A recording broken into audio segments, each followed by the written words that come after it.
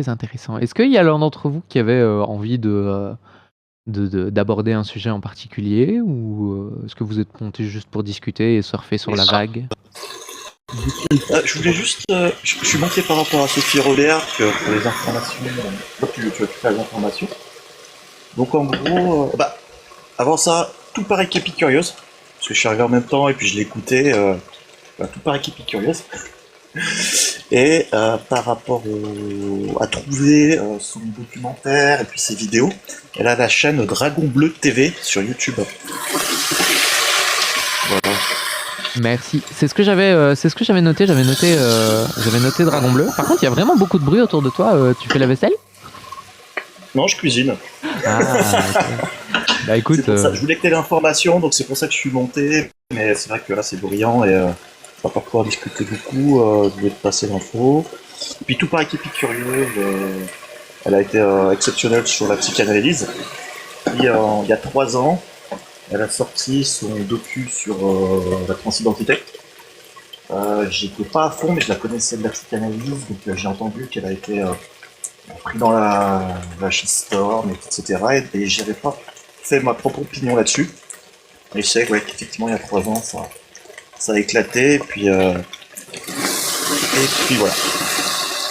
Et, et effectivement, sur la tactique que tu donnes, à se baser sur les faits, il faut faire attention parce qu'elle aussi va se baser sur des faits, mais elle va se baser sur des articles sur des dérives, sur des dérives, comme tu en parlais un peu plus tôt avec notre Chris, un peu avant.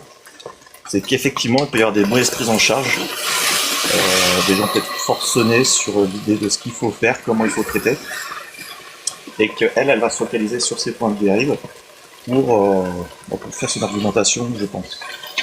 Donc des articles de presse, ou des oui, témoignages. mais ça, je pense que c'est le genre de choses où c'est assez facile de ramener les gens sur la réalité des choses. Parce que c'est bien, tu vois, de parler des dérives. Mais par exemple, une des dérives que entre très gros guillemets, je vais juste couper ton micro, c'est parce que c'est vraiment c'est un peu compliqué, mais sur ces dérives-là, il y a une dérive que les anti-trans aiment beaucoup, particulièrement ceux qui sont pro-Trump, c'est oui, mais qu'en est-il des opérations sur les enfants?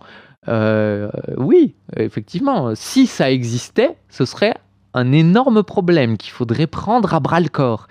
Mais utilisons la dent d'or de Fontenelle, hein, il faut d'abord s'assurer du fait avant de s'inquiéter des conséquences. Et ici, en l'occurrence, des opérations sur des personnes, sur des enfants, des opérations de réassignation de genre, ça n'existe pas. C'est pas quelque chose qui existe dans la démarche d'une transidentité. C'est pas quelque chose qui est inexistant tout court, malheureusement, parce qu'il y a des personnes qui sont nées intersexes qui, en tant que bébés, subissent des opérations pour rentrer dans la case soit mâle, soit femelle. Mais ça, c'est un tout autre débat, c'est un tout autre concept, et ce n'est pas le lobby, entre très gros guillemets, hein, parce que le lobby trans n'existe pas, mais existerait-il même? C'est pas le lobby trans qui pousse à ce genre de choses. Alors oui, parfois, il y a des mauvais accompagnements de la part de certaines structures, mais moi, je veux bien les dénoncer. Je dénonce depuis que je prends la parole sur les réseaux sociaux à propos de la transidentité, et ça date pas d'hier. Parce que j'ai déjà eu des grands débats, j'ai déjà eu l'occasion de faire des vidéos sur le sujet, j'ai déjà eu l'occasion de parler énormément de ce sujet-là. C'est pour ça que je me sens tout à fait légitime de monter dans un débat face à elle, parce que je suis renseigné sur le sujet.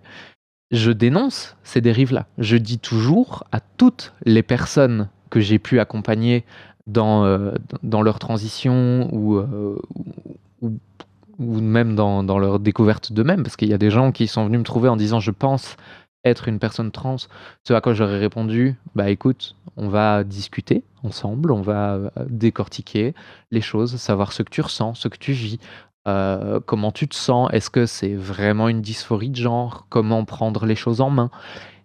Et il y a des gens qui ont tout à fait adhéré à la démarche de transition de genre et qui sont allés jusqu'au bout, entre guillemets, hein, parce que comme je le disais, il n'y a pas de bout définies. Il y a vraiment une multitude de transitions qui sont différentes, qui ont un point de départ qui n'est pas toujours le même et un point d'arrivée qui n'est jamais le même, et qui sont tout à fait légitimes pour ce genre de choses. Et il faut pas se limiter à dire, bah voilà, il y a des gens qui font mal leur taf. Bah oui, il y a des gens qui font mal leur taf, c'est pas bien. Il faut les dénoncer, dire, voilà, c'est pas bien de pas bien faire ton boulot. Il faut que tu le fasses mieux, plus correctement. Tu dois accompagner les gens, non pas dans un parcours fini, mais tu dois accompagner les gens vers leur bien-être et ce que eux vivent et ce qui, pour eux, est le meilleur. Et je pense être inattaquable, entre guillemets. Ok. Non, mais tout le trait de pensée que tu viens de développer, je l'avais compris dans tes discussions précédentes. Et moi, je me fais pas de soucis sur ta pensée qui est humaniste, proche de la préoccupation de la santé physique et mentale des gens. Ça, j'en doute pas. C'est par rapport à Sophie Robert, vu que j'avais pas creusé le sujet à l'époque, c'est effectivement, moi j'avais laissé un point d'interrogation dessus. Est-ce que c'est une idéologie anti-trans et la fin justifie les moyens? Donc en prenant les cas les cas qui malheureux, exceptionnels de dérive, elle va utiliser ça. Ou si au contraire elle avait une démarche honnête mais pas une bonne méthode, de partir des cas les plus graves pour essayer de dénoncer quelque chose, quoi. Et ça, voilà. Et c'est ça que j'espère voir clarifier sur elle dans le débat, quoi. Voilà. On le découvrira sur le moment, mais c'est effectivement c'est effectivement le voile que j'espère lever. Ouais. Ok, mais sinon je t'écoutais, c'est très performante dans la rhétorique, et puis tu as les connaissances pour ça, il y a pas de souci. Puis pareil, j'avais vu le passage chez Jordanix, c'était très bien. Et puis voilà. Voilà. Bah merci beaucoup. Je vais vous laisser. Bah voilà. Je dois y aller. Il y a pas de souci. Prends soin de toi. À bientôt. Bye bye. À bientôt. Salut. François. Bonne soirée. Et puis oui, je me répète beaucoup dans les lives, mais c'est parce que je sais qu'il y a des gens, tu vois, qui prennent la discussion en route, et c'est important qu'ils aient tous les jalons. Puis moi, ça me fait du contenu, tu vois. Ouais, idem, j'ai pas coupé parce que je comprends bien qu'il y a du flux, dans les spectateurs. Sinon voilà, je voulais te prévenir de ça, et puis je peux souhaiter peut-être un peu ici. Ouais, bien sûr, il y a pas pour finir la cuisson. Il y a aucun problème. Ça vous pouvez continuer à ce côté. Moi, je vais faire un petit appel pour voir s'il y a des gens qui ont envie de monter et de discuter de sujets divers. Et si c'est le cas, tant mieux. Et si c'est pas le cas, je passerai sur le visionnage et le react du documentaire qui est sorti sur l'attentat au Bataclan, qui m'intéressait, parce que je m'étais pas plus intéressé que ça à l'affaire, et je trouvais que c'était la bonne occasion pour vraiment m'y intéresser. Donc voilà, s'il y a des gens qui ont envie de monter, de discuter de ce qu'ils pensent être la vérité, ou qui ont envie d'amener un sujet duquel discuter, soit pour me prouver que j'ai tort, soit pour affiner leur manière de penser, que ça soit religion, que ça soit politique, que ça soit quoi que ce soit, si vous avez envie de monter et parler d'un sujet comme ça, vous tapez 19. Si vous êtes un apostat ou une apostate de quelque religion, ou que vous avez un témoignage, vous tapez 1. Et si vous voulez juste venir poser une petite question rapide, vous tapez 2 dans le chat. Et vous n'hésitez pas évidemment à faire votre demande pour monter. Et si personne ne monte, on passera au documentaire. Et sinon, vous, de votre côté, vous avez peut-être un peu de pub à faire sur vos derniers boulots, des choses que vous avez envie d'annoncer, je sais pas. Moi, je vais faire quelques débats politiques et purement politiques dans les prochains temps. Ok, cool. Sur Sophia Robert, j'ai poussé mon coup de gueule. Il a été entendu, il y a eu ce qu'il y a eu. Amir a fait un tweet d'excuses et il a viré les liens qui étaient sur la chaîne. Moi, je clôt le sujet et j'avance. Sophia Robert, sa chaîne, elle est indéfendable. Ce dragon machin, je suis allé enquêter aussi pour savoir quels étaient ses réseaux, quels étaient ses associés, à quel parti politique c'est relié. Je n'ai plus aucun doute sur qui est Sophie Robert. Voilà. Ok, bah écoute, si jamais, imaginons que tu aies consigné ça quelque part, n'hésite pas à m'en faire part, parce que ça m'intéresse, ne serait-ce que pour me renseigner. Ça n'apparaîtra probablement pas du tout dans le débat, mais moi de mon côté, ça m'intéresse déjà pour savoir si j'en développerai un format long ou quoi. Tu vas débattre avec Sophie Robert? Oui, Amir m'a invité justement à un débat avec Sophie Robert, et c'est pour ça que le sujet est sur la table. Je pense que Maxime a beaucoup de choses à dire là-dessus. J'ai entendu ton react et je comprends ce que voulait dire Jack parce qu'il parlait du fait qu'une montre arrêtée te donne quand même l'heure 2 fois par jour, et on parlait tout à l'heure justement de comment on appelle ça, des œillères et de l'angle mort même idéologique qui fait qu'elle est capable de dénoncer la psychanalyse et d'apporter un travail de qualité là-dessus, mais à côté c'est catastrophique et exécrable ses ramifications politiques et ses idées sur bon, on va pas tout répéter, mais bon, vous savez de quoi on parle, et j'aimerais beaucoup t'entendre un peu à froid, revenir sur un bilan de ce que tu as dit, parce que moi j'étais beaucoup plus de ton côté, tu le sais. Tu sais ce que j'en pense de ces choses-là, et je pense que offrir une tribune à de telles personnes et éventuellement laisser les plus fragiles ou les moins armés sur la pensée critique tomber dans le panneau parce qu'ils font confiance à Amir, parce qu'ils font confiance à la sphère apostat, et qu'ils n'ont pas encore assez bien apprivoisé et se réapproprier les outils pour être capable de se rendre compte que la pensée critique appliquée à la religion peut également s'appliquer aux idées politiques et à tous les autres domaines, et ben ils sont capables d'arriver par la porte de la déconstruction religieuse et de tomber dans des idées extrêmes, à part Sophie Robert. Donc là-dessus, je suis totalement d'accord avec toi. Il aurait fallu mieux faire ses devoirs et ne pas donner de tribune. Des gens qui débunkent la psychanalyse, il y en a plein et ils le font très bien. Et du coup, qu'est-ce qui ressort de la conversation que tu avais eue? Il me semble qu'il y avait Sarah aussi, mais Sarah était un peu moins pertinente. Mais la conversation que tu as eue avec Jack et le coup de gueule que tu as poussé, j'aimerais bien avoir ton avis à froid. Alors, justement, étant donné que tu vas donner ton avis, moi je vais me permettre de vous laisser le live pendant 5 minutes, parce que j'ai absolument besoin d'aller aux toilettes, donc je vous laisse gérer. J'ai un œil sur le live et j'écoute, donc quand je reviendrai, je vous aurai entendu. À tout de suite. Ça marche. Bonne pause. Ouais, bah, moi j'étais très en colère déjà. Le truc, c'est que toutes les infos étaient vraiment disponibles, donc je suis très en colère. Enfin, j'étais très en colère. Aujourd'hui, je considère que je m'en tape, que c'était quand même, enfin, très dommage, et que voilà, on en reparle encore au lieu de parler religion, donc ça laisse des traces et ça va en laisser, et ça va laisser des soupçons, et ça, enfin voilà, ça pourrit pour moi, ça pourrit le combat. Le truc, c'est que Sophie Robert a été invitée sur des chaînes de zététique il y a quelques années. Genre en 2019, elle était chez Monsieur Sam. Monsieur Sam parlait d'elle. Elle parlait de son documentaire. Elle a été invitée à la Tronche en Biais. Donc elle a été médiatisée avant qu'elle vire complotiste et transphobe. Donc du coup, tu vois, enfin malheureusement cette porosité de carnet d'adresses avant que la personne vire à l'extrême droite complotiste transphobe, peut-être que, enfin, ouais.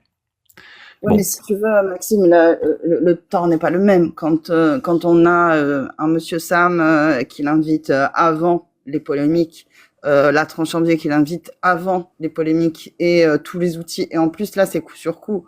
Le même mois, on a Sonia Zadig et Sophie Robert.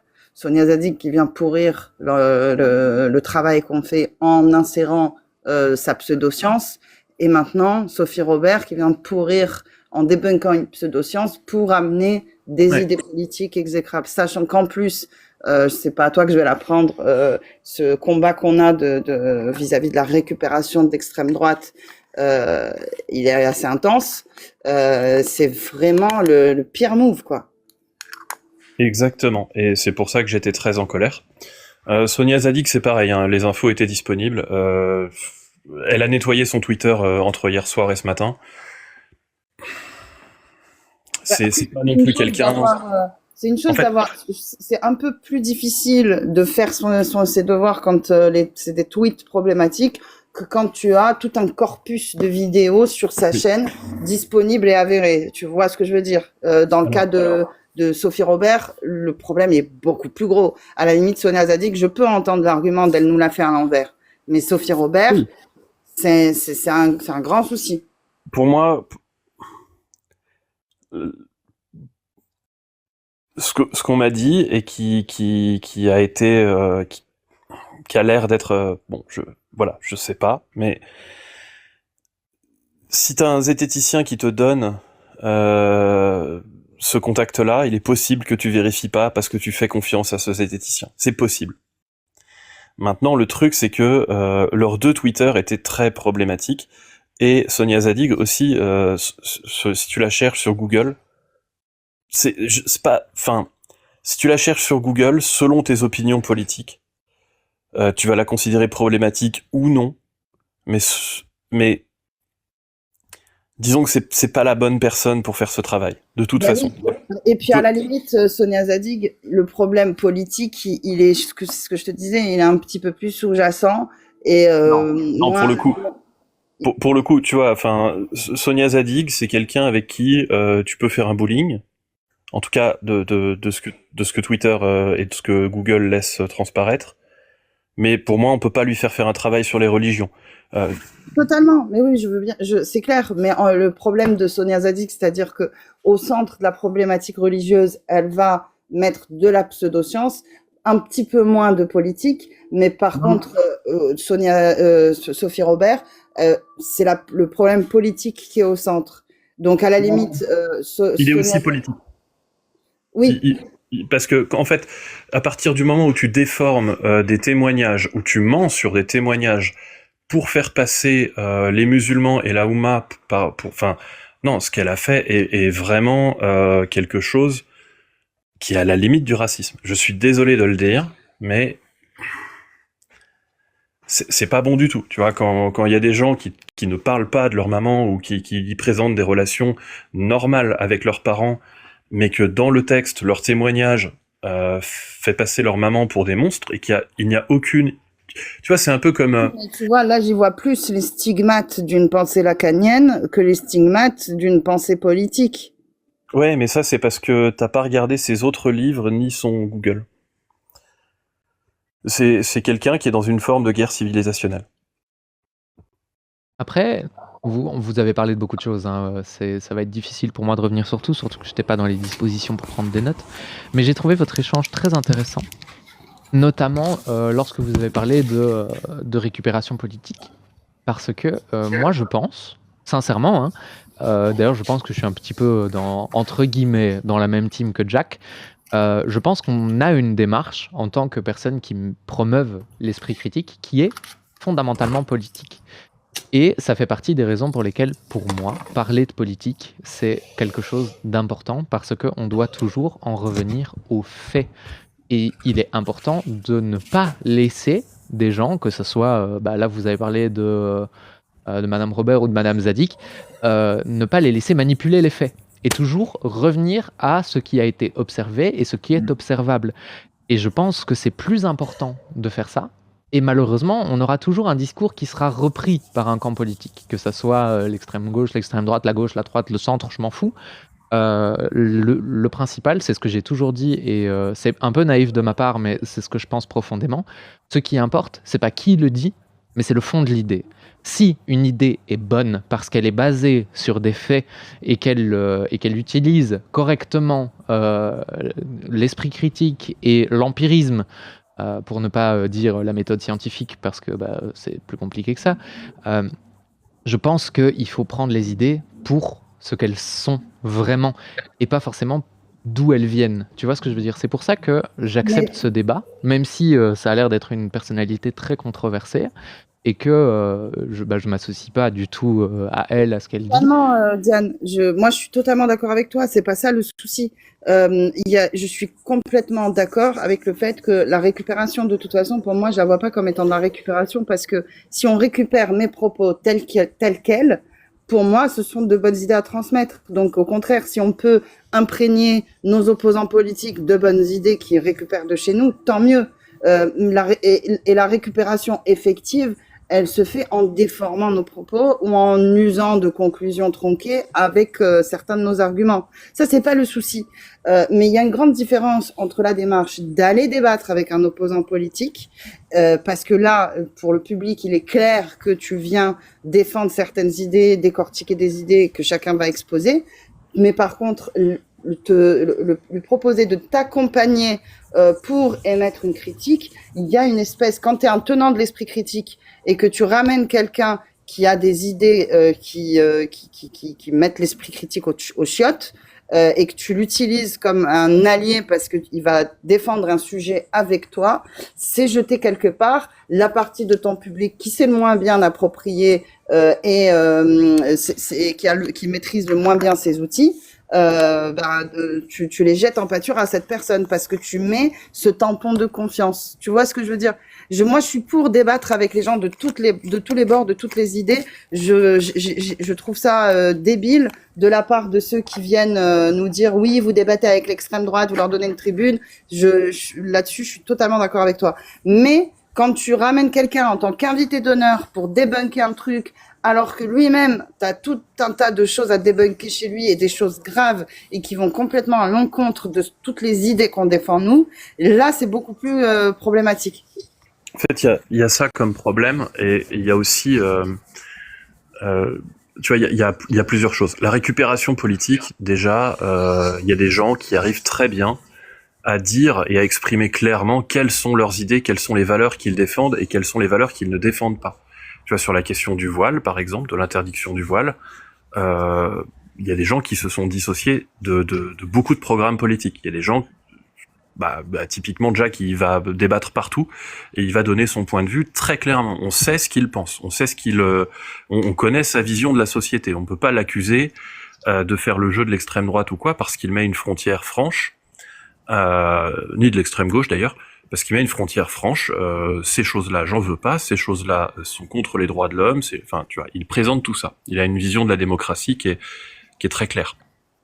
Le problème, c'est que là, il s'était instauré un espèce de climat amical pendant le débat, et à la fin, moi j'ai commencé par engueuler Clemzy, là.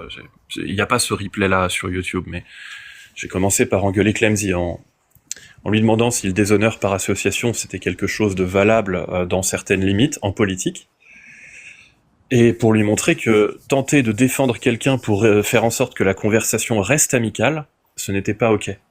Ce n'était pas possible, qu'il y a des gens où il faut s'en dissocier. Quand tu t'aperçois que quelqu'un est constitué d'un gros tas de merde, tu peux pas y mettre les doigts, quoi. Tu peux pas serrer la main de ces gens-là. Tu peux débattre contre eux, mais tu peux pas tenter de leur envoyer une perche pour les sauver. Sinon, oui, là, tu rentres dans... Tu te retrouves automatiquement associé à leur discours et ça devient très problématique. Et bon, Clemzy, évidemment, il est pas... je pense qu'il a tenté de sauver la conversation et le caractère amical du truc. Hein. C'est quelqu'un que j'aime beaucoup, Clemzy aussi, et il a pas ces idées-là, c'est juste une erreur de communication politique. Et je vois ce que vous voulez dire. Comment ? Je vois ce que vous voulez dire. J'ai noté un petit peu ce que vous avez, les échanges qu'on vient d'avoir. Est-ce que tu as encore un point à aborder ? Oui, tu parles de rationalité et tout, mais et Amanda a parlé de récupération, et vraiment ce truc-là, tu vois, d'être clair sur ce qu'on défend, d'exclure et tout. c'est un truc que les partis politiques font pas, et moi j'ai envie de faire des lives sur comment lire un programme. Alors là, j'ai reçu dans ma boîte aux lettres un tract des patriotes qui demandent de l'argent, donc ils ont mis des tracts un peu partout, et ils espèrent que je sois convaincu par leur communication politique. Donc je vais lire leur com-pol et regarder un peu ce qu'on peut en dire d'un point de vue de l'esprit critique, justement. Et l'esprit critique, c'est pas juste regarder les faits aussi. Tu vois, quand on te parle de l'effet Barnum des voyants, l'effet Barnum, c'est un truc dont on parle en esprit critique. Comment avoir toujours raison en ne disant rien. La com politique, c'est aussi ça. Et tu vois, il y a des partis, par exemple, qui vont te proposer des référendums sur le nucléaire. Que tu sois pour ou contre le nucléaire, tu ne peux pas te sentir offensé par cette mesure. Par contre, les complotistes contre anti-nucléaire, eux, ils vont être pour cette mesure. Et donc, les partis politiques ont une façon de s'adresser au public, l'effet Barnum ou les sifflets, qui leur permet de faire passer leurs idées sans être attaquables en justice, et où tu es obligé de leur faire un procès d'intention, tu es obligé de sortir justement des faits pour pouvoir critiquer ce parti. Le fait, c'est que ce parti ne dit rien de grave, mais ce parti drague des personnes qui pensent des choses graves. Et donc moi je déteste ça. J'aurais honte, si j'étais député, d'avoir été élu avec les voix des anti-vax, par exemple. Là aujourd'hui je suis fatigué parce que j'ai un vaccin dans le bras gauche et un vaccin dans le bras droit. Grippe Covid. Et je sais que je vais même me faire... Bah merci. Mais je sais que je vais même me faire insulter pour ça dans les commentaires si tu fais un replay YouTube ou autre. Hein. Mais tu vois, ce truc-là d'exclure, dire non, là je ne suis pas d'accord avec vos idées, plutôt que de chercher de la complaisance. Là, je pense que c'est important aussi dans le militantisme. Oui, je vois ce que tu veux dire. Alors, j'ai vraiment beaucoup de choses à dire du coup.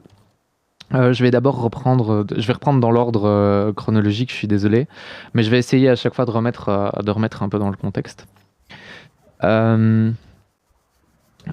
Donc ici, moi, ce que j'ai noté, c'est la défense des idées des gens problématiques. Donc, ce que ça veut dire, parce que là, la phrase ne veut rien dire, c'est est-ce qu'on peut défendre des bonnes idées avec des gens qui, par ailleurs, ont des idées problématiques. Et moi, je pense que ça peut être bien fait. Et la manière dont tu as réagi, Maxime, je pense que c'est la bonne.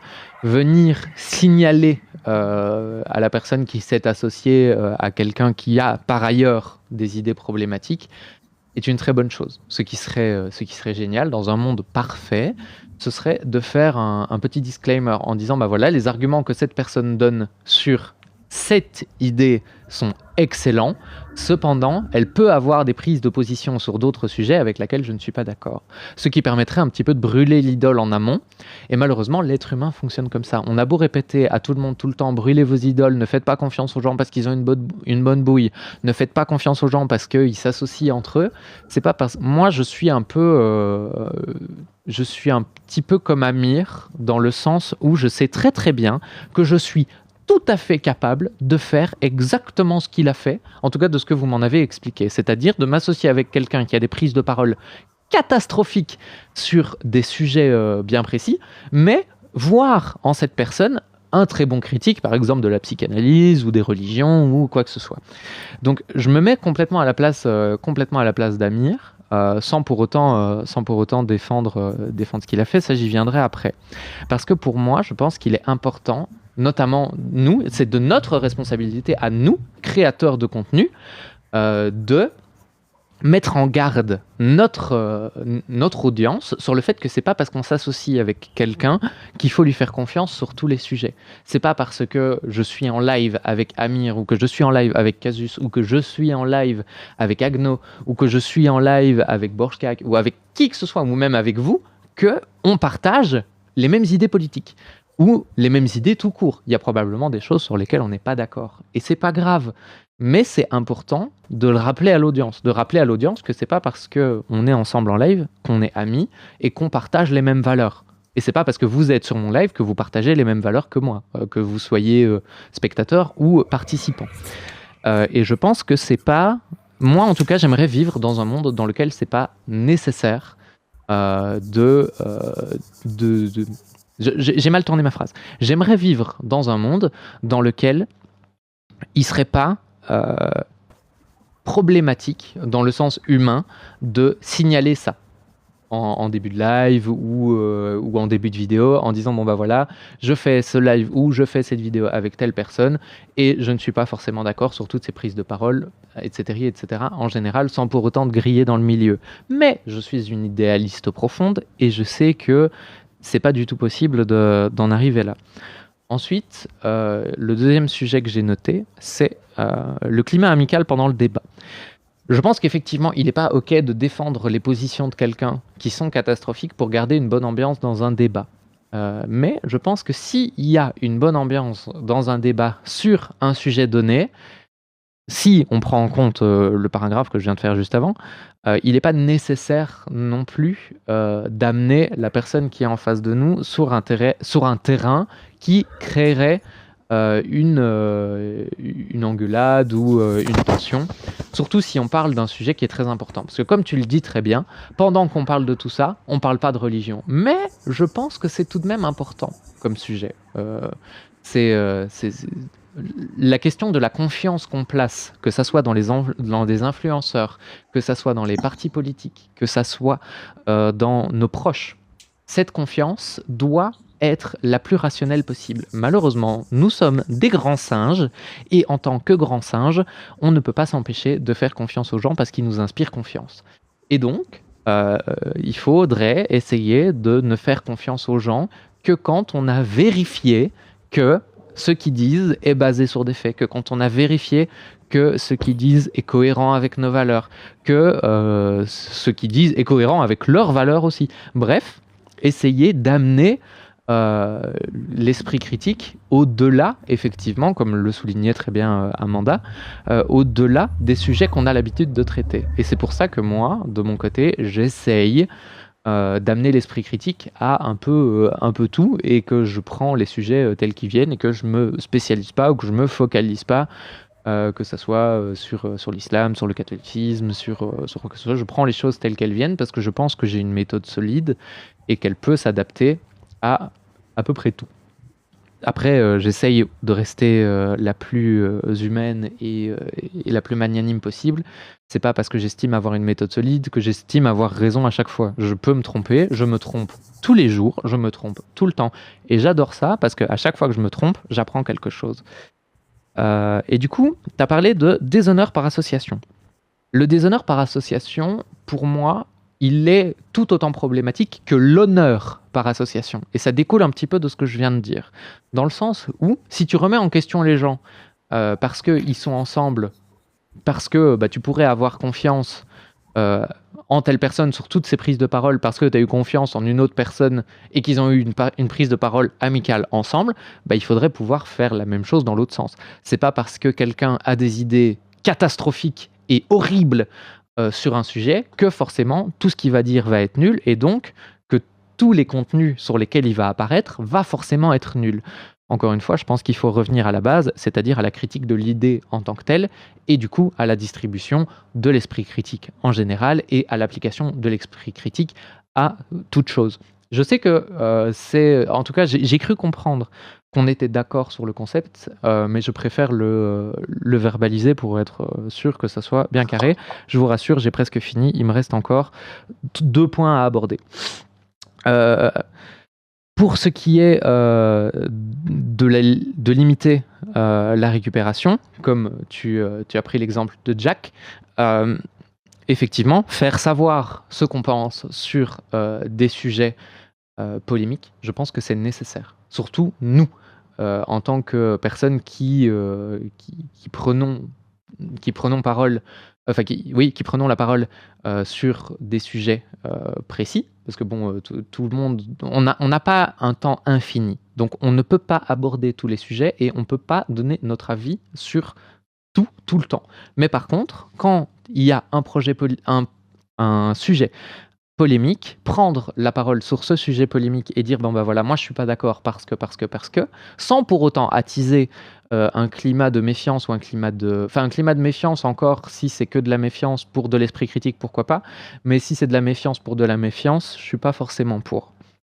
Et enfin, tu parles d'effet Barnum en politique, et je trouve que l'exemple du référendum est vraiment l'exemple parfait de cet effet-là, parce que l'objectif des politiciens en mettant en place un truc comme le référendum, c'est typiquement pouvoir avoir le râteau politique le plus large possible. Parce que la politique, à l'heure actuelle, comme on est dans une démocratie représentative, le but, c'est pas de mettre en avant des idées. Ça, il faut se le sortir de la tête. Quand on vote pour quelqu'un, on vote pas pour ses idées. On vote pour que cette personne-là obtienne du pouvoir. Elle n'est pas là pour nous représenter, elle n'est pas là... Enfin, techniquement, si. En théorie, oui, mais factuellement, non. On vote pour cette personne pour donner du pouvoir à cette personne. Et donc, fatalement, leur objectif, c'est pas de mettre en avant leurs idées, parce qu'eux, ils veulent pas qu'on vote pour des idées. Eux, ils veulent qu'on vote pour eux. Donc, ils mettent en place plein de choses pour avoir le râteau politique le plus large possible, pour draguer sans jamais... en tout cas, en essayant de braquer le moins de gens possible, parce que évidemment, si on peut braquer une minorité pour se rallier une majorité, on va pas hésiter, hein, la polémique, ça marche très bien. Et donc, on se retrouve dans une situation où, tant qu'on ne votera pas directement pour des idées, on sera face à des gens qui proposeront des référendums, parce que ça permet de draguer la totalité de l'échiquier politique. Parce que quand tu es face à quelqu'un qui te dit « je vais mettre en place un référendum sur le nucléaire », il te dit pas s'il est pour, il te dit pas s'il est contre, et en fait, fondamentalement, on s'en fout qu'il soit pour ou contre, puisque c'est nous qui allons pouvoir voter. Donc, fatalement, on va voter pour cette personne-là, puisque elle dit que grâce à elle, on va pouvoir s'exprimer. Mais déjà, est-ce que c'est vrai ? Je suis pas sûr. Est-ce que si c'est mis en place, ce sera respecté ? Ça, je suis pas sûr non plus. Est-ce que c'est possible d'être mis en place dans la République dans laquelle on vit ? Je sais pas. Je suis pas spécialiste en droit français. J'essaye déjà de comprendre le droit belge et c'est déjà suffisamment compliqué comme ça. Après, je m'y intéresse au droit français, mais j'ai vraiment très très peu de connaissances. Donc voilà, j'ai un peu brossé la totalité de ce que vous avez abordé. Donc si vous avez envie de réagir et que vous avez pris des notes, je vous écoute. Une question. Qu'est-ce qui t'empêcherait de critiquer le christianisme ou le catholicisme, notamment thomisme ou tu vois, ce genre de truc, avec les gens de la team PDF ? Genre tu les invites, tu fais un live sur le catholicisme et tu les invites pour critiquer le catholicisme. La métaphysique du catholicisme. Mais moi, dans un sens, je trouverais ça génial. Mais là où je vais avoir un problème, c'est que typiquement, imaginons que je mette ça en place, une petite expérience de pensée. Je fais un live pour critiquer le catholicisme et j'invite On Fire, qui était le gars qui m'a invité chez la team PDF. Parce que j'ai eu des bons échanges avec lui, c'était très chouette, très cordial, jusqu'au moment où lui, il est passé aux menaces, mais je pardonne très facilement, j'ai pas de souci avec le concept. Là où ça me poserait problème, c'est, imaginons que, au lieu de juste se limiter à la critique du catholicisme, il glisse, ça et là, des petites références à d'autres idées qui sont problématiques. Là, déjà, ça aurait tendance à me poser un peu problème. Parce que du coup, je vais avoir justement cette espèce de réflexe de me dire, oui, mais il y a des gens, comme l'a très bien dit Amanda, et comme tu le soulignes très très bien aussi, des gens qui sont plus faibles, plus facilement manipulables, et qui vont forcément, du coup, mettre mon aura à moi sur lui, et donc lui faire confiance par rapport à certaines choses. Et j'estime qu'il serait, à ce moment-là, de ma responsabilité, de faire un espèce d'énorme disclaimer qui soit vu par l'entièreté des gens qui regarderaient le live. Après, ici, sur TikTok, c'est assez compliqué à faire, parce que tu peux pas faire un disclaimer, tu vois, qui est en pré-roll de ton live, où les gens verraient ce disclaimer avant de regarder ton live. Tu vois, non, ils vont tomber sur ton live au milieu de rien, ils vont rien comprendre, et du coup, ils n'auront pas forcément accès à ce disclaimer.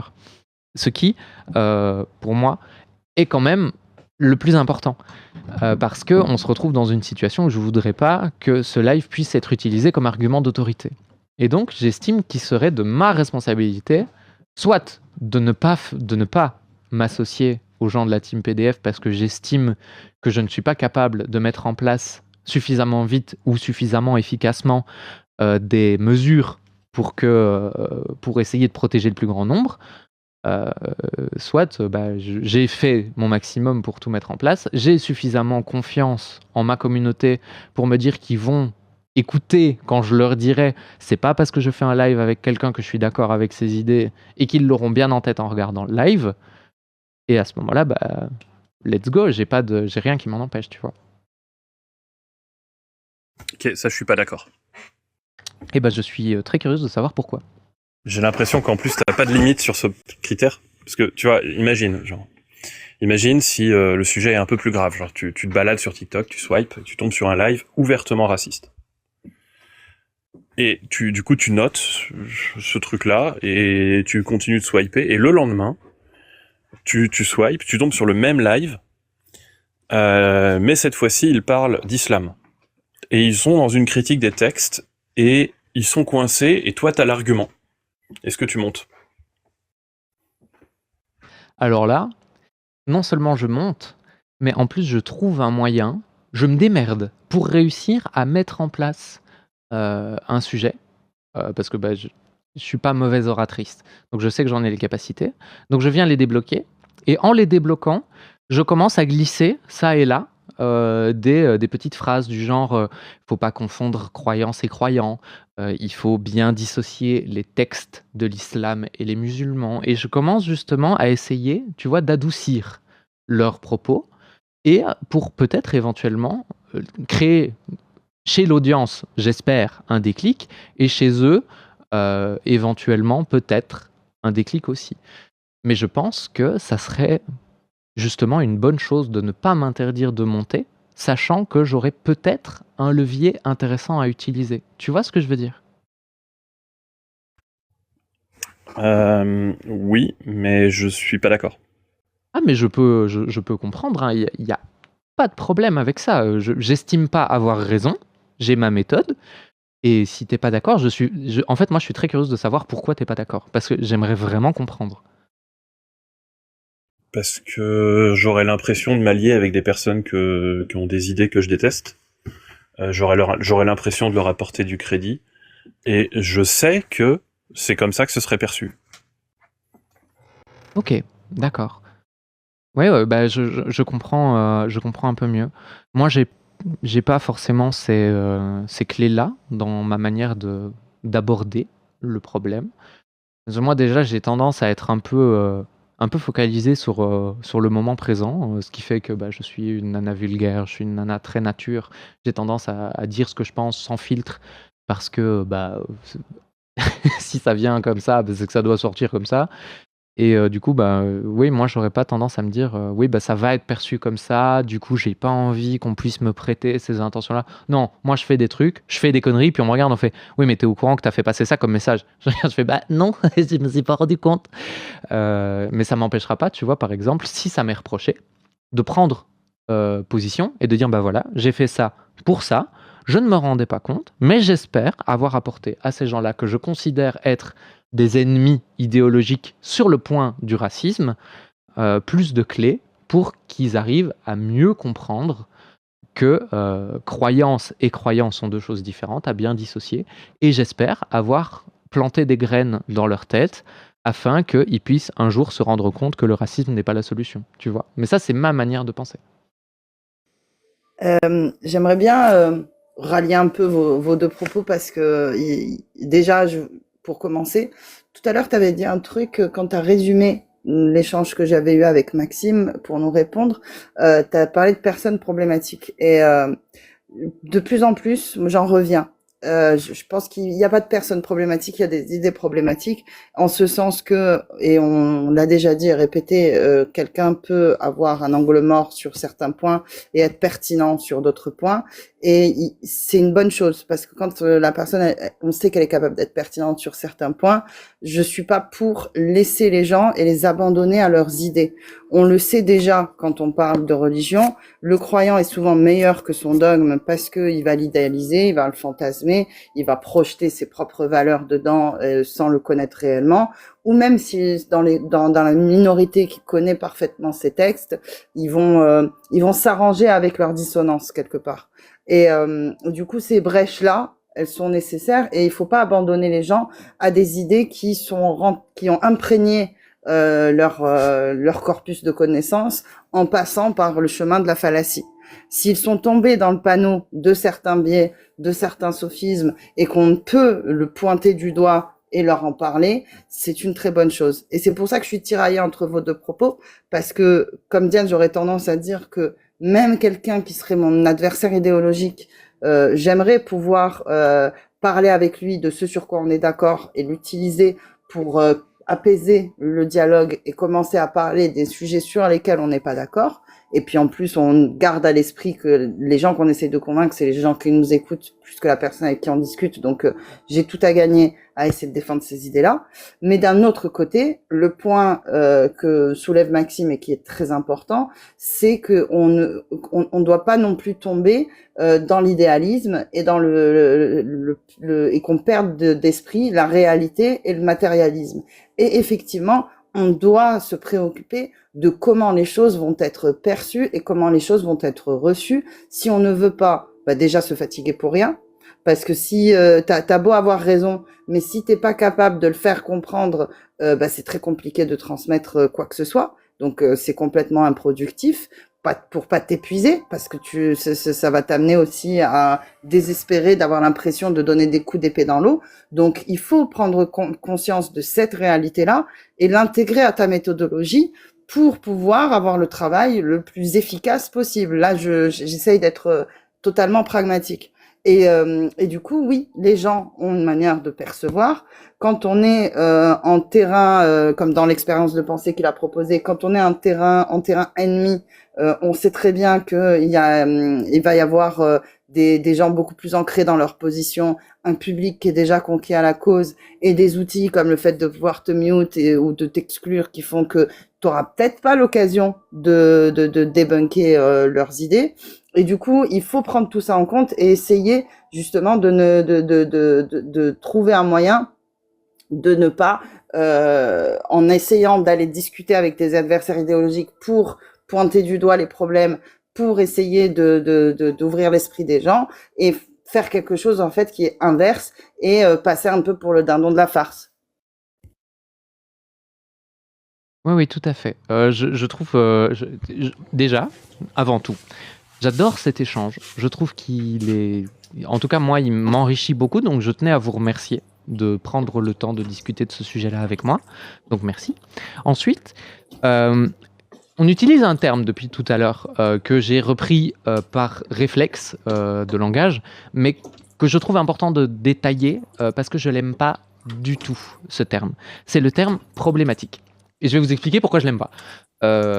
Parce que pour moi, on met problématique, c'est une case qui n'en est pas une. On parlait d'effet Barnum, on est en plein dedans.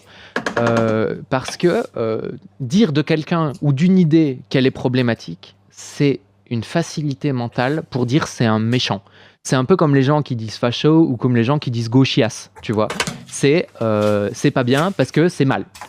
Et il n'y a pas forcément d'argument. Donc, moi, je préfère dans ma vie en général, ça me donne l'occasion d'en placer, c'est un peu hors sujet, mais ça me donne l'occasion de le placer. J'aime pas dire problématique, je préfère expliquer en quoi c'est un problème. Quand tu as une personne qui est raciste, je préfère dire qu'elle est raciste.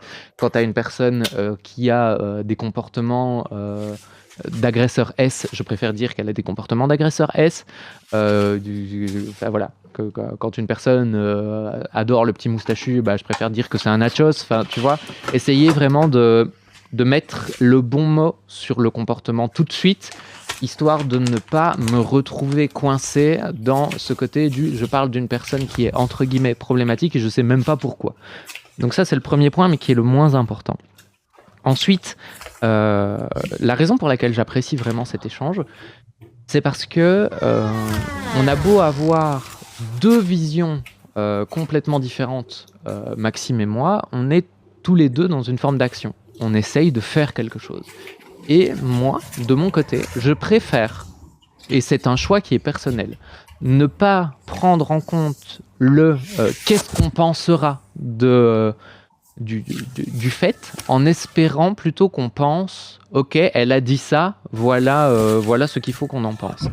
Parce que je veux pas tomber dans cette espèce d'écueil d'être une espèce de yaka faucon, tu vois, qui dit il faudrait faire ci ou il faut pas faire ça ou machin. Non, moi je préfère essayer. J'essaye. Je me plante. Ok, je me plante. Je fais des erreurs qui ont des conséquences. Je fais face. Je fais une erreur, je me trompe. Ce sera pas la dernière fois. Je vais forcément me toller. Je peux pas avoir un parcours irréprochable. Donc je vais me ramasser la gueule. Je vais probablement un jour tomber dans un live de personnes qui auront des propos affreux par ailleurs, et on va m'associer à ces propos-là. Et je vais prendre une shitstorm sur la tronche à cause de ça. Et ok, je prends le risque. D'accord, à ce moment-là, je prendrai le temps de revenir dessus, je reconnaîtrai ce que j'estime être une erreur, j'expliquerai pourquoi j'ai eu cette démarche-là, sans pour autant chercher à minimiser mon implication, ma prise de décision et ma responsabilité, et je ferai de mon mieux pour apprendre de cette erreur et pas faire exactement la même 2 fois d'affilée. Mais je préfère essayer et faire, quitte à me planter, même à me planter de façon entre guillemets, entre très gros guillemets, pitié que ça ne le soit pas vraiment, grave, parce que je pars du principe que malheureusement on ne peut pas vivre sans occasionner même maladroitement des dégâts, parce qu'on est tous des êtres humains, parce qu'on fait tous des erreurs et que toutes les erreurs ont des conséquences. J'ai fait du mal à beaucoup de gens dans ma vie en général. Je pense qu'on a tous malheureusement fait du mal à des gens autour de nous, mais on est des êtres humains, on fonctionne par essai-erreur. On ne peut pas rejeter cette nature-là. Il faut veiller à ne pas refaire les mêmes erreurs plusieurs fois d'affilée. J'ai toujours une phrase qui est un peu une phrase toute faite, mais que j'aime beaucoup. On n'est pas responsable de ce qui nous arrive, mais on est responsable de ce qu'on en fait. C'est-à-dire que si tu répètes les mêmes erreurs en boucle, on peut te le reprocher. Maintenant, on ne peut pas te reprocher de faire une erreur pour la première fois. Tu vois ce que je veux dire ? Et je pars de ce principe-là en me disant, oui, ok, d'accord, je tente une aventure, je vais me planter. Et le jour où je me plante, j'espère juste ne pas persévérer dans l'erreur, quoi. L'erreur est humaine, persévérer est diabolique, tu vois.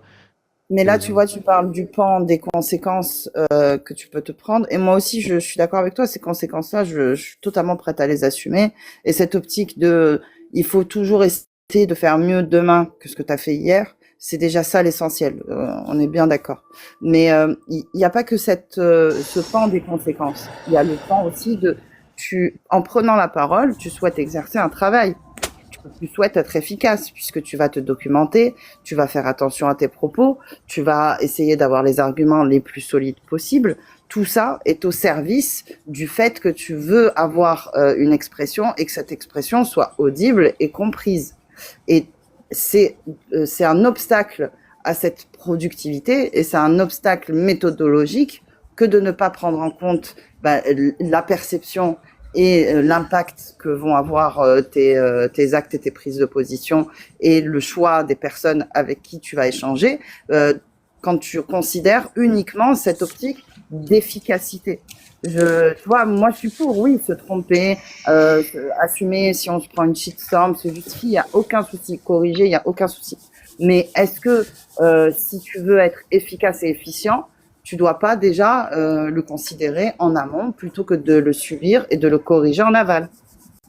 Je vois très bien ce que tu veux dire. Et en fait, je pense que le point d'incompréhension, il est là.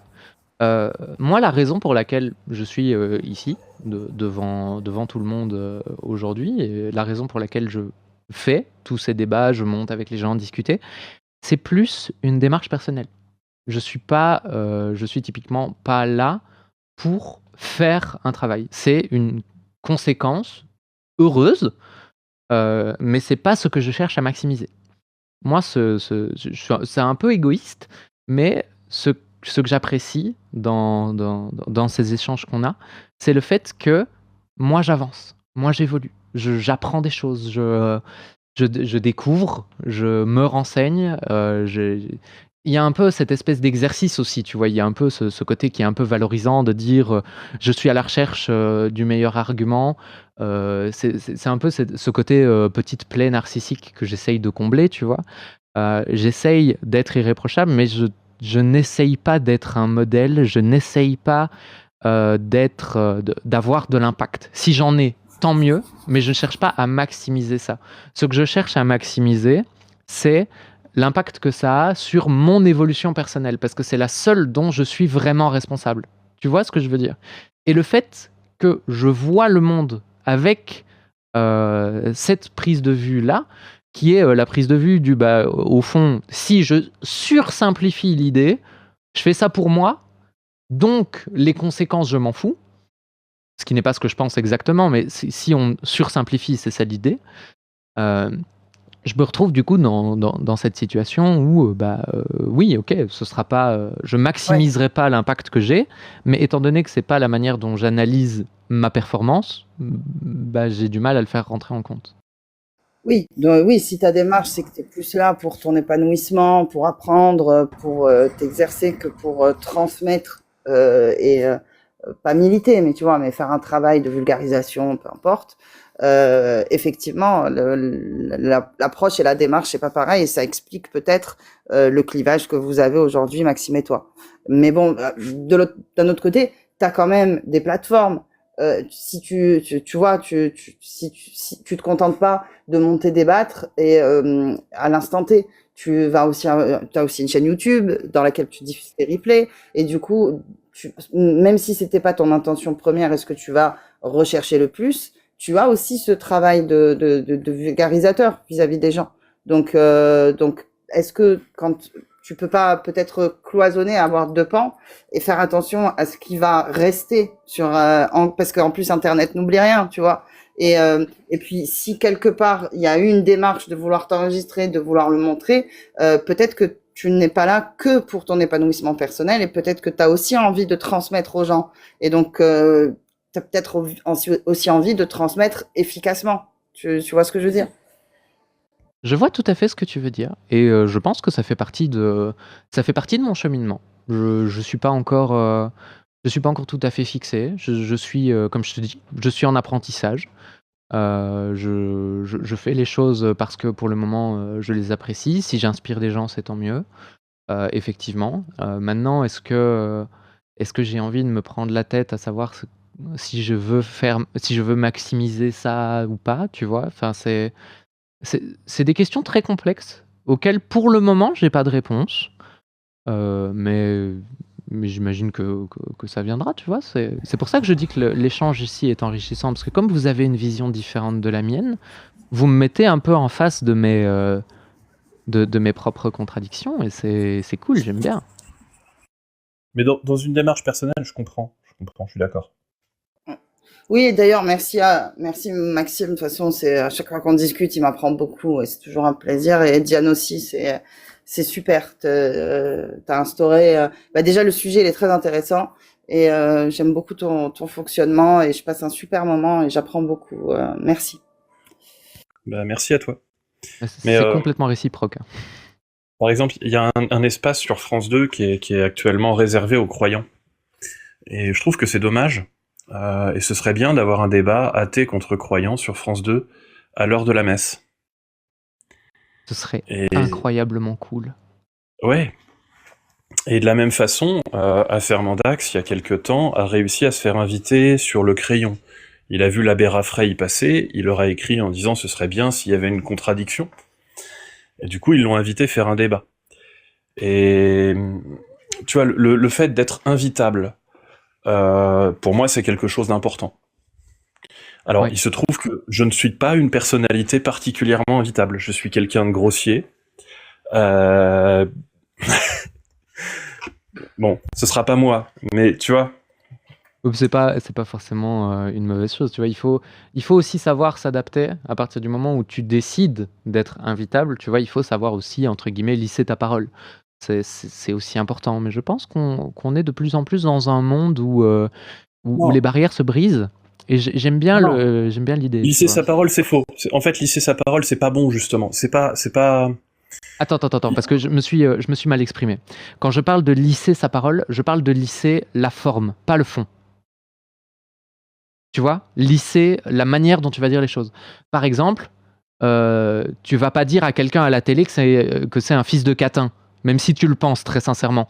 Par contre, tu vas lui dire ce que tu penses de lui en disant bah écoutez monsieur, vous avez des idées que je ne partage pas du tout, qui sont basées sur des choses qui sont fausses, et vous niez la réalité tout en sachant que c'est la réalité. Vous êtes un menteur. Tu vois ce que je veux dire? Je suis tout à fait d'accord, monsieur le Premier ministre. Oui, c'est exactement le concept. Mais Pour ceux qui n'ont pas la ref, c'était un des premiers débats télévisés de second tour. Mitterrand contre Chirac. Chirac fait un truc. Ce soir, nous sommes 2 candidats. Je ne suis pas votre Premier ministre. Vous n'êtes pas Monsieur le Président. Ouais. Et Mitterrand lui répond juste ça. oui, non, c'était vraiment une masterclass. Il y a un spammer qui veut monter depuis tout à l'heure, donc étant donné qu'on arrive un peu dans le creux de la vague, je vais me permettre de le faire monter et je vais voir ce que cette personne a à me dire ou à nous dire. Si jamais ça vous met mal à l'aise, n'hésitez pas à le signaler ou à quitter le live si vous n'êtes pas OK, je le prendrai pas mal. Oh, t'inquiète, on a l'habitude. Au contraire, ça va détendre un peu l'atmosphère.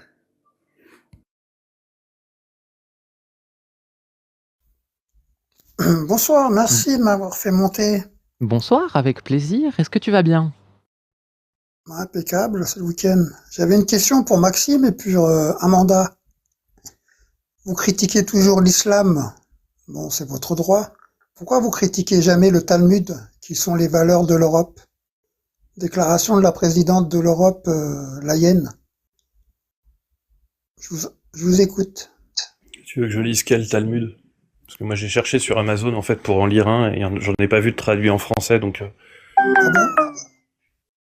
Donc je t'invite, en Angleterre, tu as le Talmud aux 1000 pages. En France, tu as le Talmud aux 500 pages. Ils l'ont réduit parce qu'il y a tellement de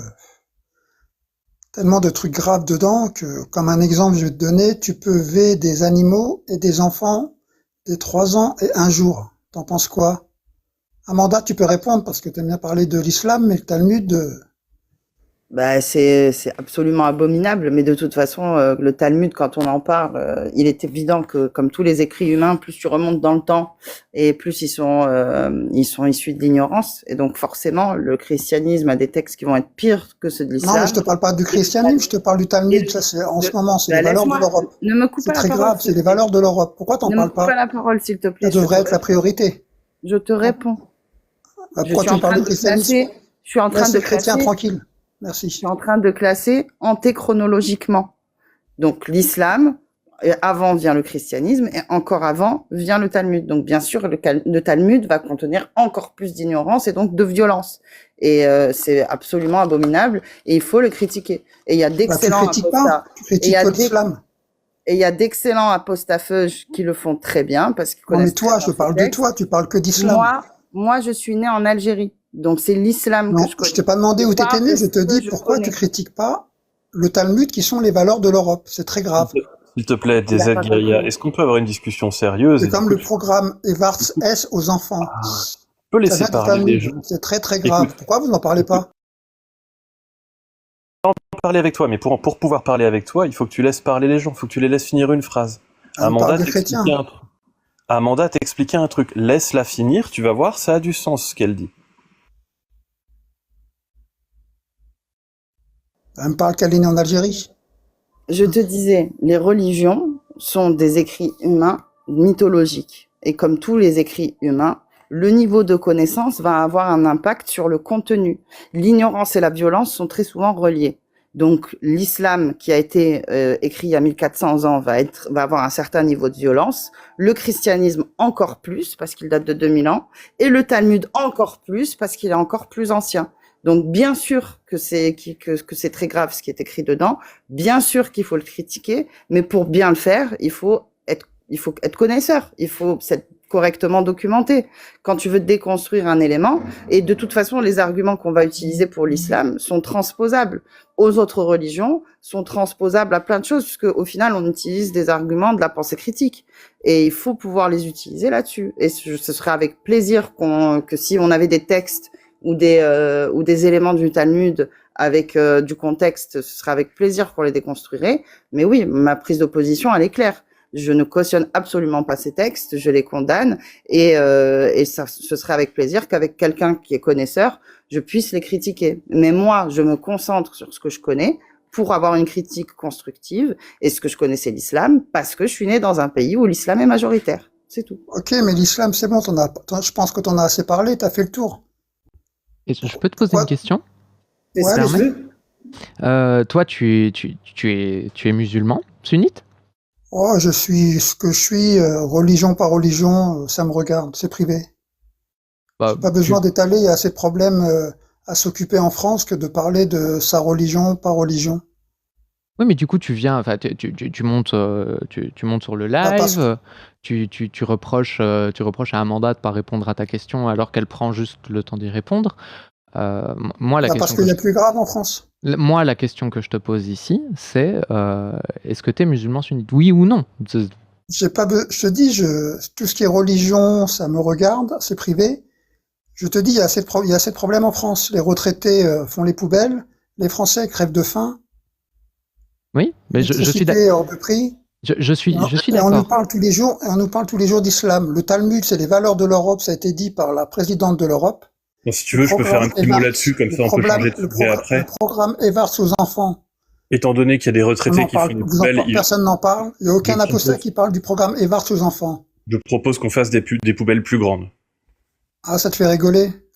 Des retraités qui ont construit la France? Par contre, vis-à-vis de ce Oh là que là. tu dis, vis-à-vis de ce que tu Vas-y. dis, il y a un point intéressant. Je pense que aucun représentant politique ne devrait avoir le droit de mettre en avant un texte religieux. Et le propos que tu dénonces, je le dénoncerai aussi.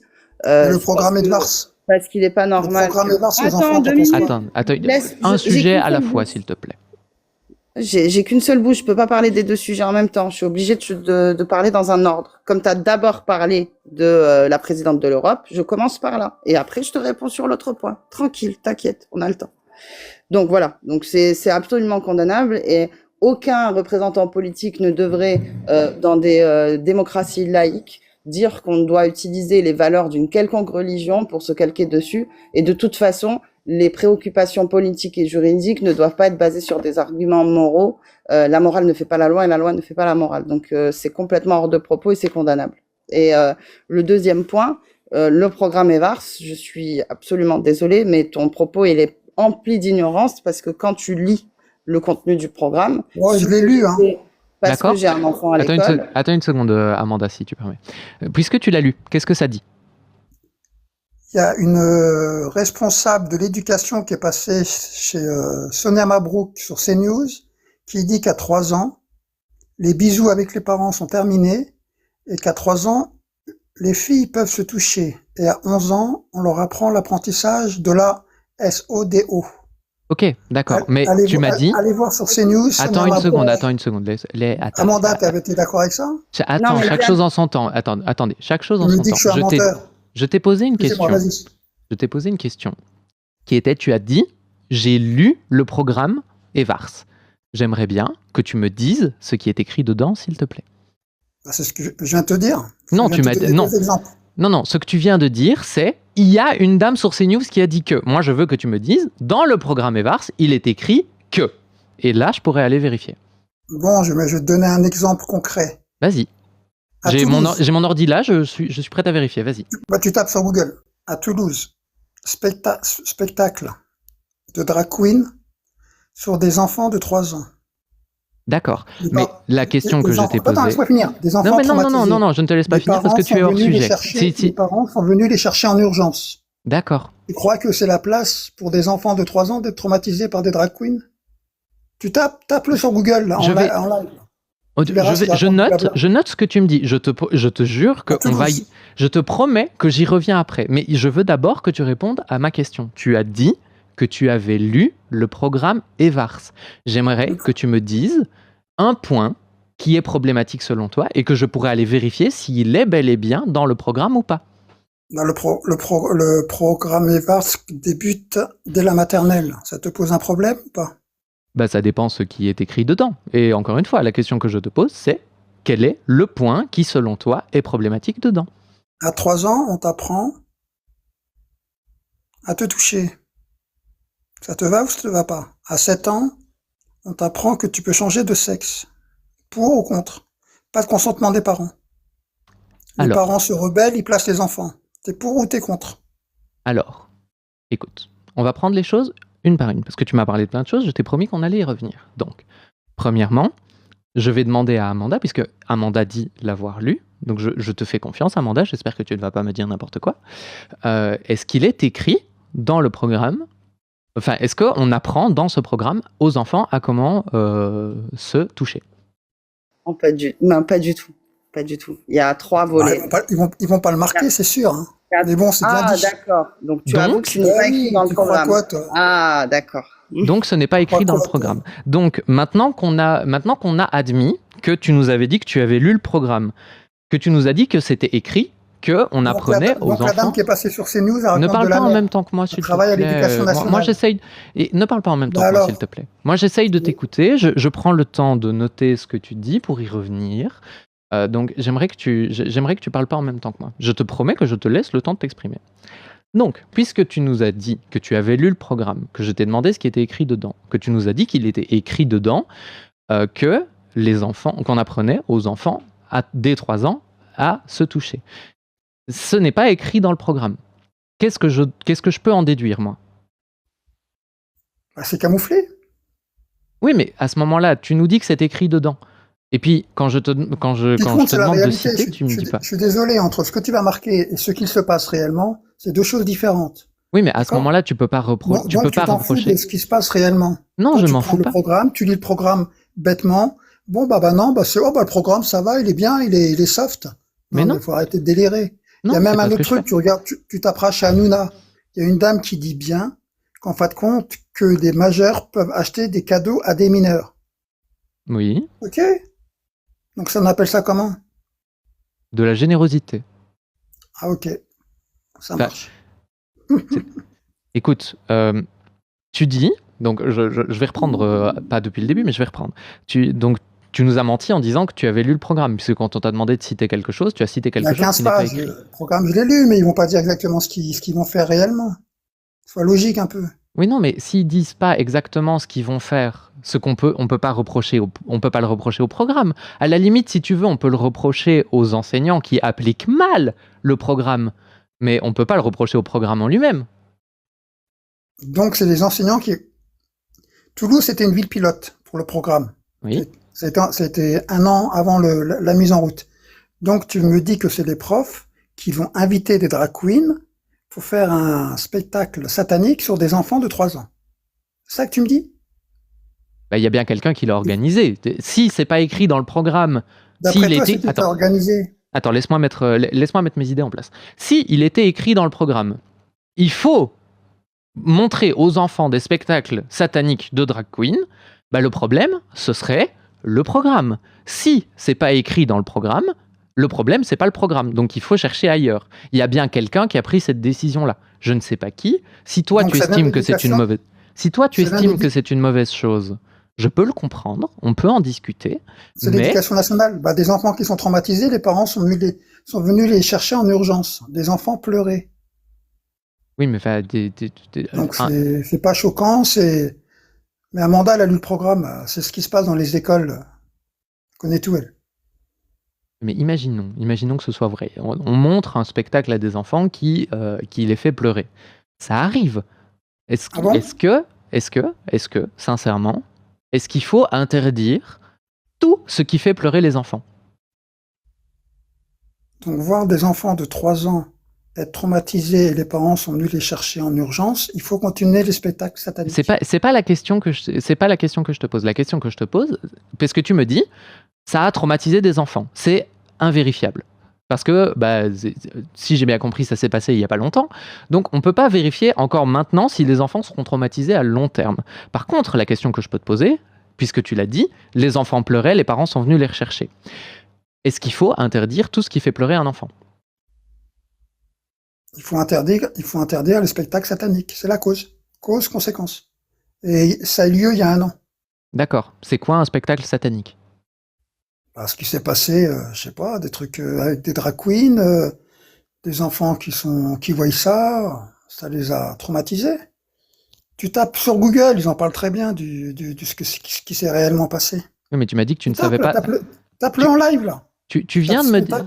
Tu viens de me dire. Spectacle satanique à Toulouse sur des enfants.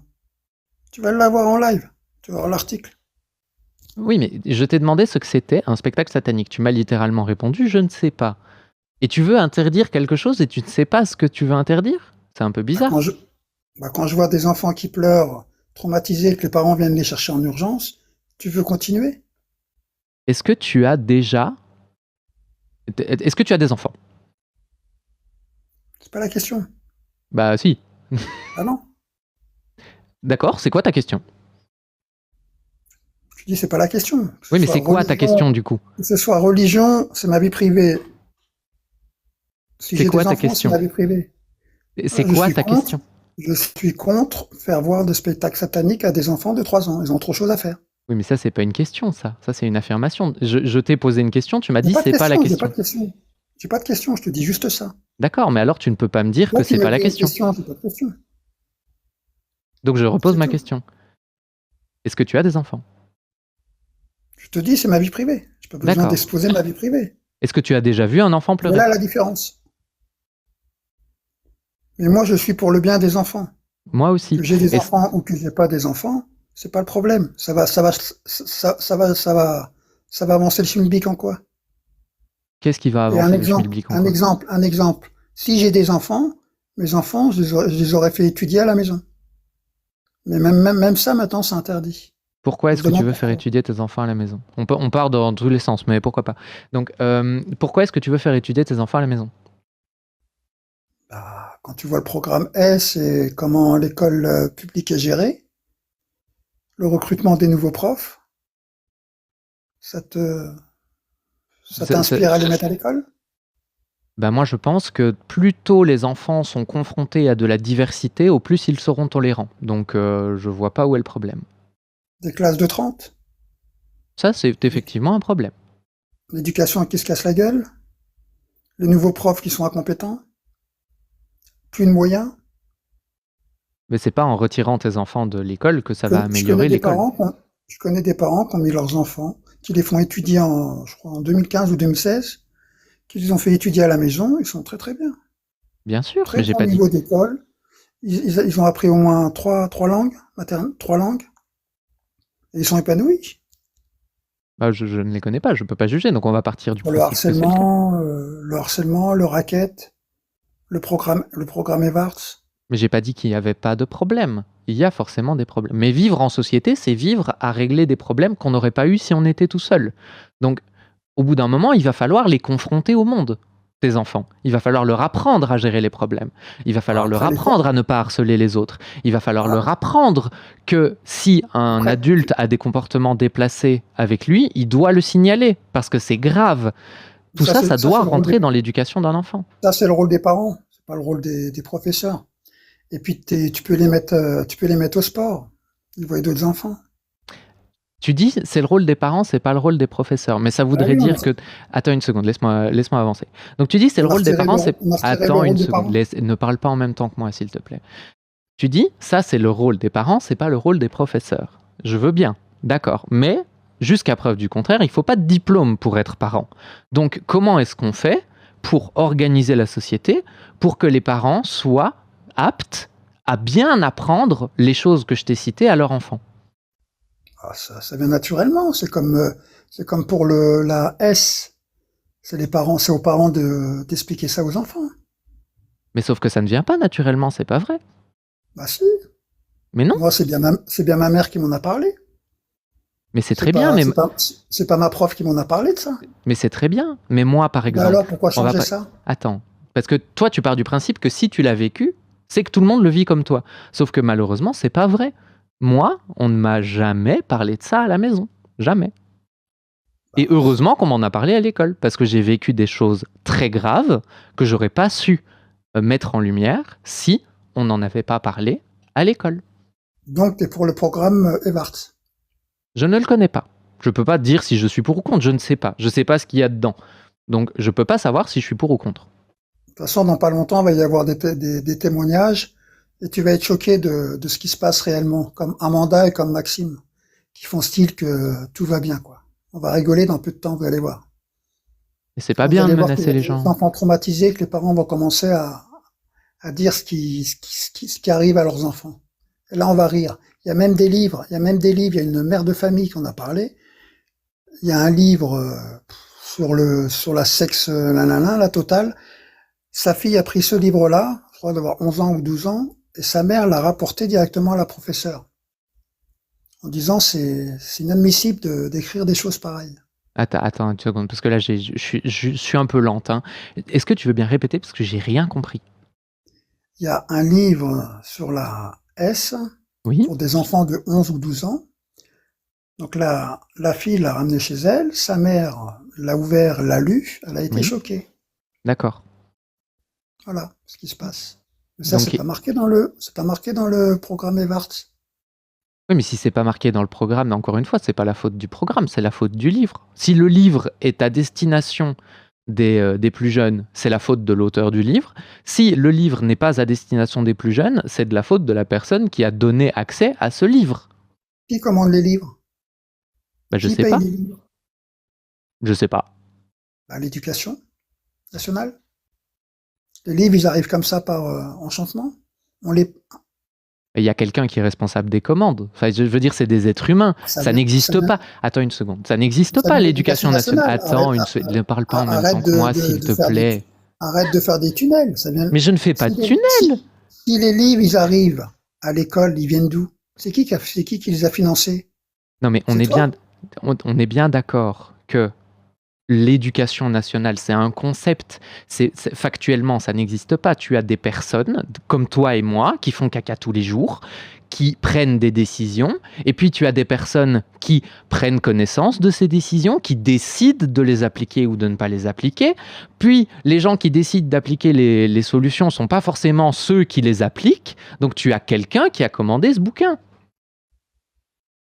C'est ça, moi, c'est pas un tunnel. Le livre a été pris au CDI. Donc le livre était présent au CDI. D'accord. Donc le CDI, il est où? Si je peux me permettre, je vais juste te poser une question avant de te dire il est où, parce que j'en ai pas la moindre idée. Qui a accès au CDI? Les élèves. De quel âge à quel âge? Bah, ça dépend. Là, ils avaient entre 11 ans, là, ils étaient au collège, je pense. Entre 11 ans et 12 ans. Oui, si mais tu me crois pas, je suis une Belge. Écoute-moi, si tu me crois pas, tu tapes sur Google. Une mère a ramené un livre de S que sa fille a emprunté au CDI. Non, mais je te crois. Mais pour moi, le collège, ça veut dire de 12 à 18 ans. Donc, je sais que en tant que Belge, j'ai pas la même notion que vous. Donc, le collège, c'est de quel âge à quel âge? À partir de 11 ans, 12 ans. Jusqu'à quel âge? Jusqu'à 15 ans.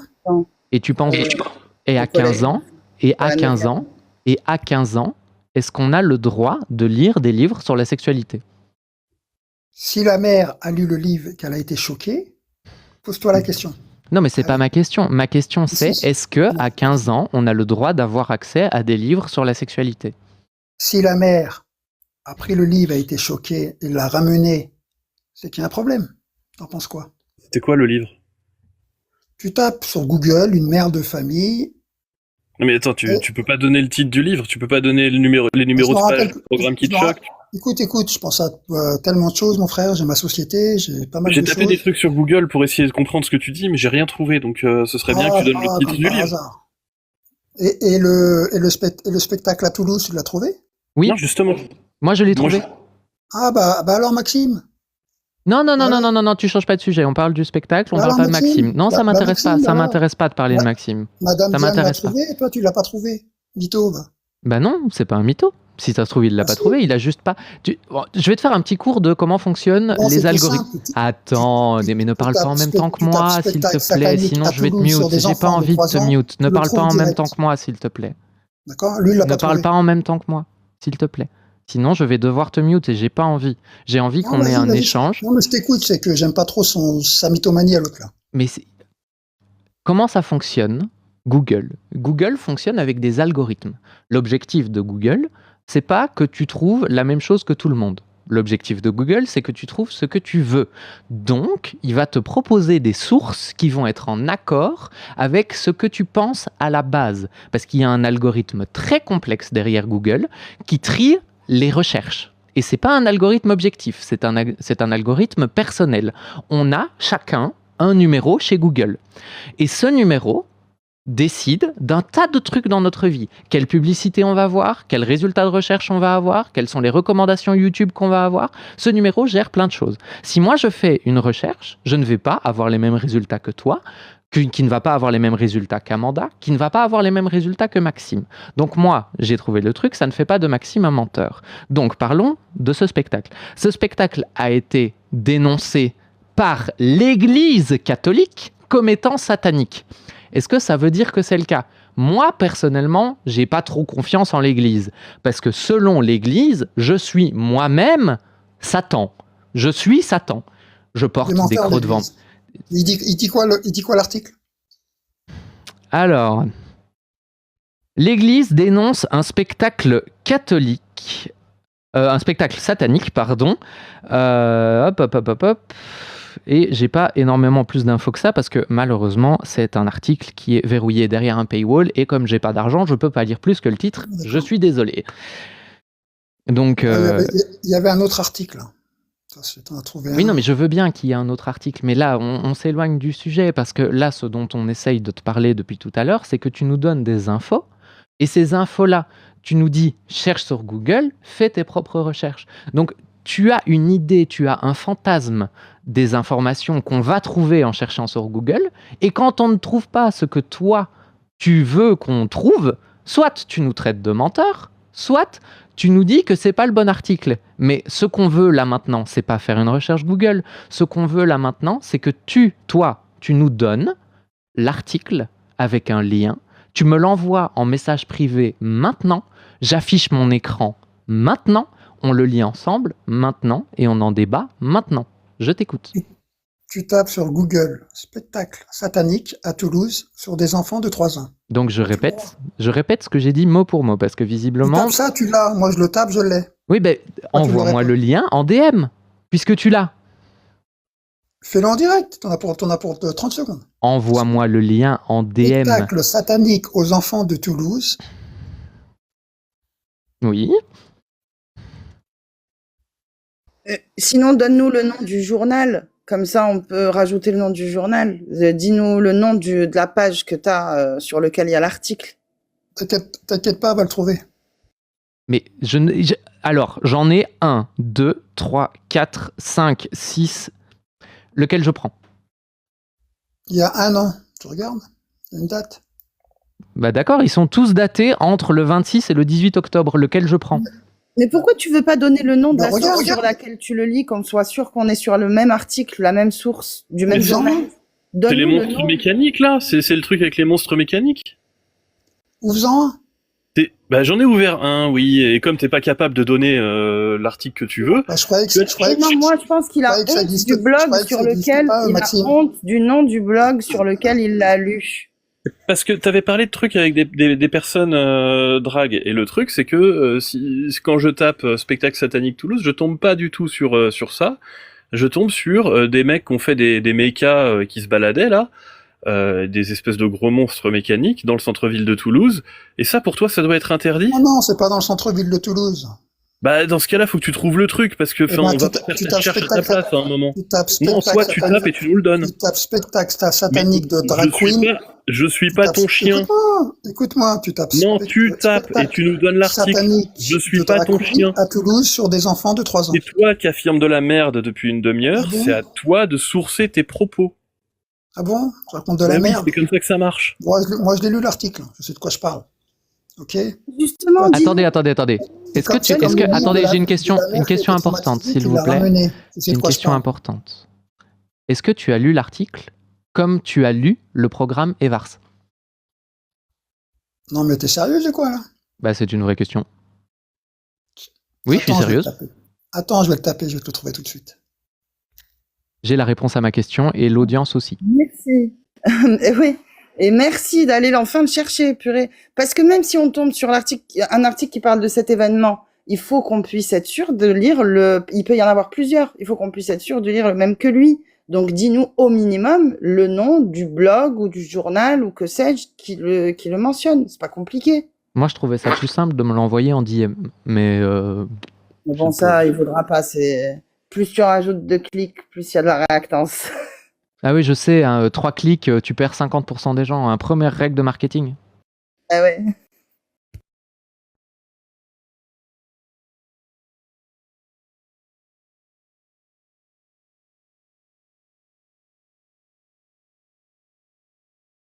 Mais sinon, par rapport, tant qu'on y est, on va lui donner une porte de sortie. Pour ce qui est du programme dont on parle depuis le début, c'est EVARS ou EVRAS?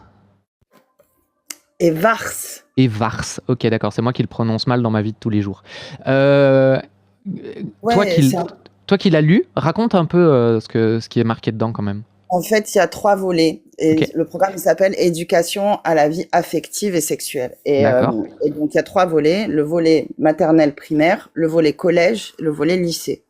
Le volet maternelle primaire, c'est l'éducation à la vie affective. Oui. Alors, il y a plusieurs volets. Il y a la partie apprentissage de ce qu'est son espace versus l'espace d'autrui. Donc de garder, de savoir que quand tu viens voir un camarade et que tu t'approches trop près, tu le déranges.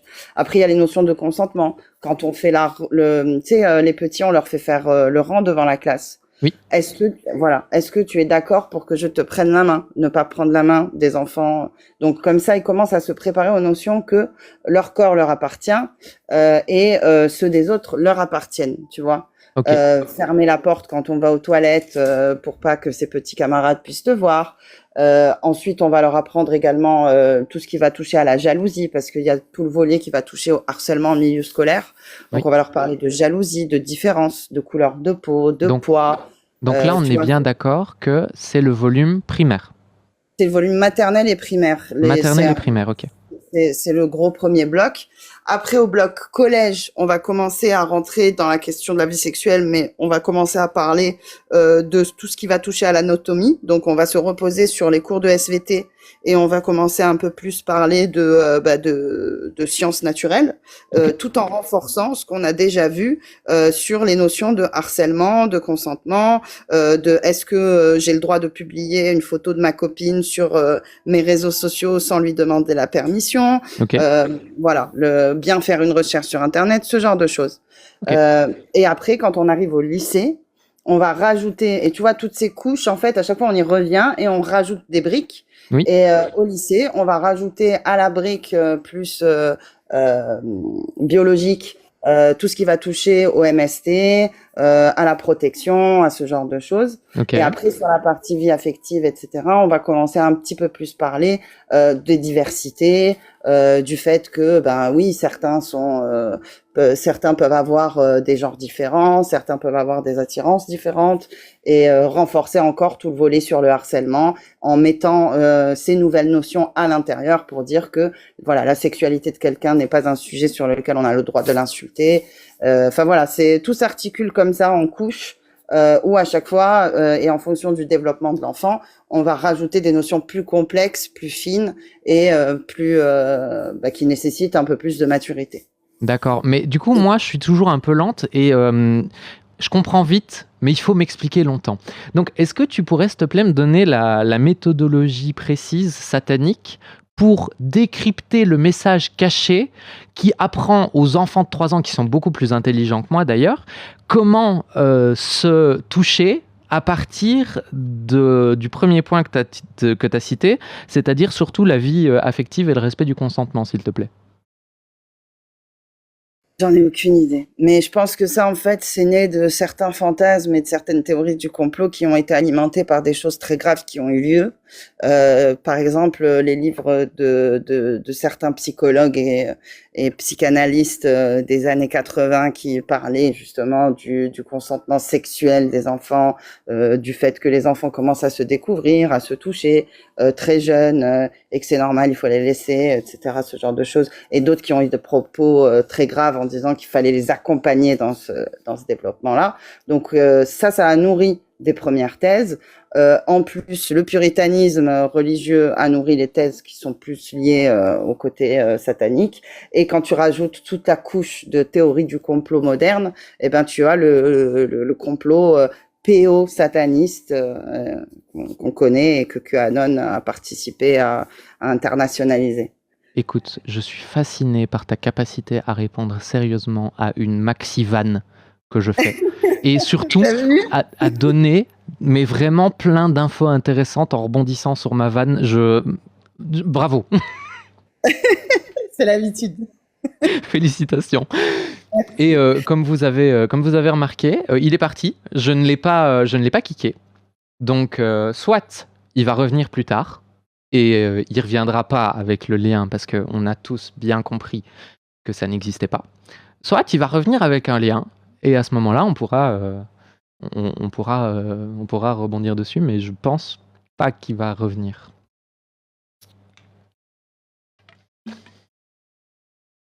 Voilà. Bon, il y a des gens qui veulent monter, donc on va les faire monter. Je vous fais monter un par un, et je vous fais monter dans l'ordre dans lequel vous avez fait vos demandes.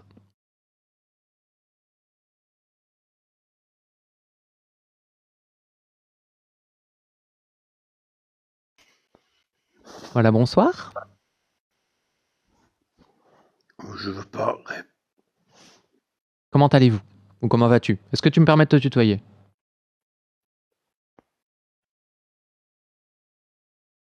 Ah bah voilà. Bon bah, suivant.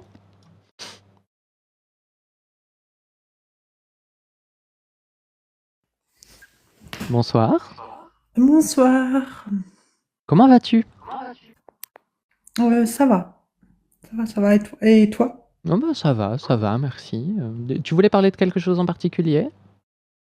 Non, en fait, enfin, disons que je voulais monter pour réagir à des aides. Par contre, je sais pas pourquoi, depuis que je suis monté, j'entends comme une cage de résonance quand tu parles. Oui, je suis désolé, j'ai des problèmes de son, et j'ai des problèmes de son que dans le panel. Il faut s'y accommoder, malheureusement, désolé. Non, d'accord, pas de souci, t'inquiète. Non, c'était vraiment pour réagir à des aides. Ça veut dire, depuis que j'écoute, en fait, il avait fait 2 affirmations qui sont fausses, même sur son histoire de... j'ai cherché avec l'histoire du livre du CDI, qui repose, enfin, tu tombes que sur des vidéos, soit des vidéos YouTube, soit des posts Facebook, soit des posts LinkedIn d'une mère qui aurait rapporté un livre S au CDI et qui aurait eu des problèmes avec la justice, enfin des histoires à dormir debout, mais en fait ça repose sur rien du tout. Je veux dire, il y a pas de médias sérieux, il y a rien qui parle de ça de façon sérieuse. C'est juste des gens qui postent des trucs sur les réseaux sociaux. C'est un peu une sorte de rumeur qui circule comme sur des posts Facebook, etc. Donc voilà, c'était surtout pour réagir sur ça. Bah écoute, merci de ta réaction. Et on est bien tous conscients sur le panel que ça ne reposait sur rien. On est plus là pour l'exercice rhétorique que la véracité des sources, mais ça fait toujours plaisir d'avoir des gens qui suivent et qui font des recherches et qui viennent affirmer et qui viennent donner le résultat de leurs recherches, parce que bah voilà, moi je peux pas être partout non plus, je peux pas à la fois prendre des notes sur ce que le gars dit, vérifier ce qu'il dit, en même temps j'ai 2 mains et une bouche, donc je peux pas tout faire. Merci beaucoup. Oh bah pas de souci. Je te laisserai descendre du coup, merci. D'accord, pas de souci. Et puis au passage, je dis bonjour à Maxime parce qu'on se connaît, enfin un peu. Salut Max. Salut. Alors oui. Non, Allez, bonsoir à tous. Bonsoir. C'est dommage qu'elle voulait pas parler de sa religion. Chaque chose en son temps. Il y en a un qui... Bonsoir. Bonsoir. Effectivement, ça résonne beaucoup. Je suis désolé, il faut... Je coupe mon micro quand je ne parle pas, mais il faut s'y accommoder. Tu vas bien? D'accord.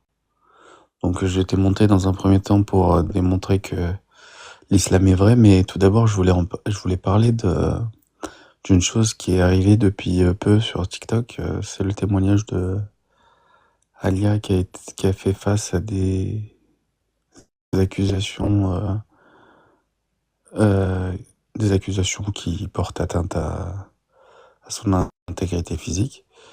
Et je pense que là, on prend un giron quand même assez compliqué sur TikTok. Et j'aimerais vraiment que on soit bien conscient que TikTok est une plateforme de divertissement et pas une plateforme où on a lieu à des combats idéologiques qui mènent à des exactions violentes. Ça, je souhaite le souligner.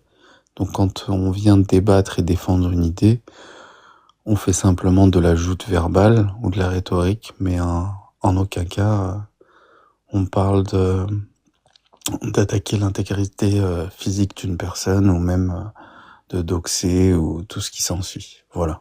C'est simplement pour statuer, donner ma position sur ce type de phénomène.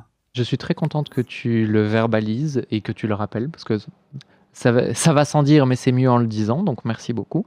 Et ne t'en fais pas, ici on est vraiment dans la bienveillance et il n'y a pas de problème, donc on t'écoute pour ta démonstration.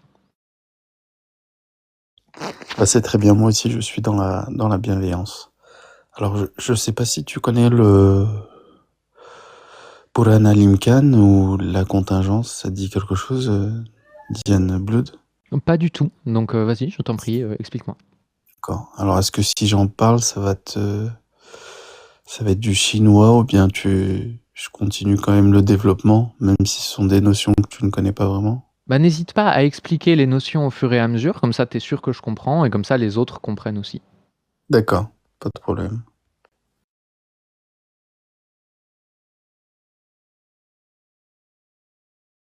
C'est allé très vite, je m'attendais pas à ce que ça aille si vite. Waouh! J'espère que c'est un problème technique parce que c'est intéressant. J'ai pas envie de Ah, mais spoil. je C'est suis, intéressant. je suis malheureuse, hein, parce que effectivement, c'est allé tellement vite. Je regarde s'il est toujours dans les viewers. Moi, Oui, je il le est vois toujours dans les très bien. viewers, c'est peut-être un problème technique, je vais l'inviter à remonter.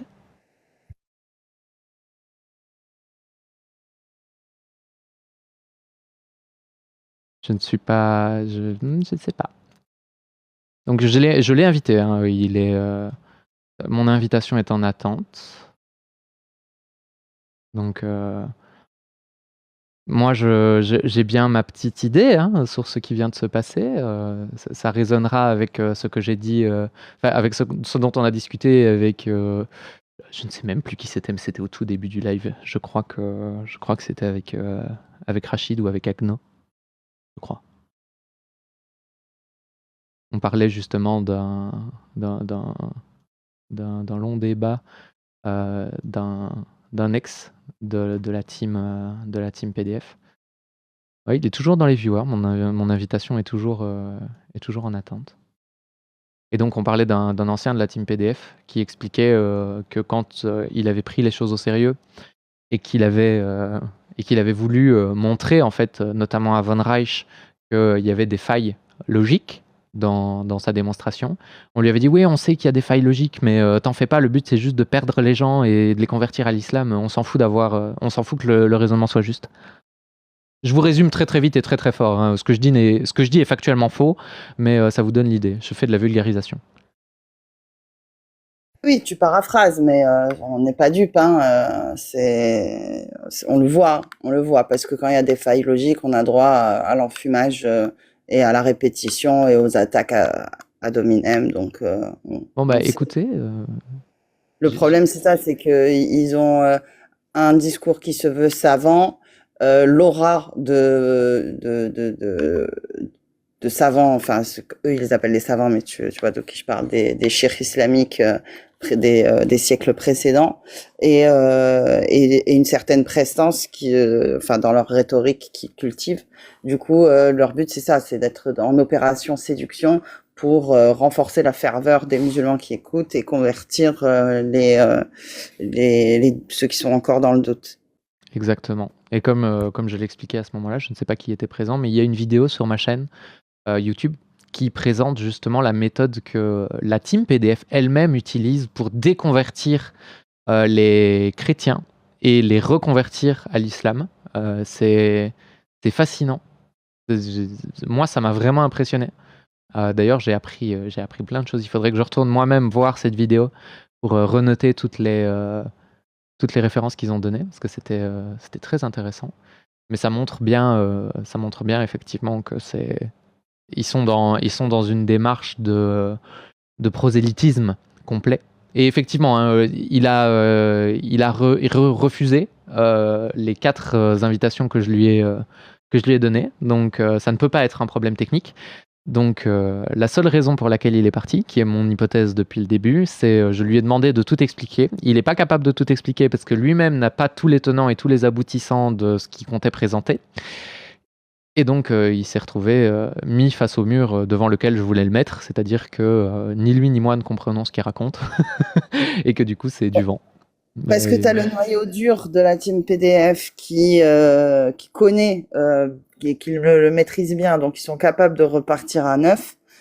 Et tu as les adeptes qui, eux, viennent en voulant se reposer sur le travail qui a été fait pour avoir ce côté grisant de gagner un débat, tu vois. Donc c'est marrant parce que dès que tu veux rentrer un peu dans le détail, c'est la panique à bord.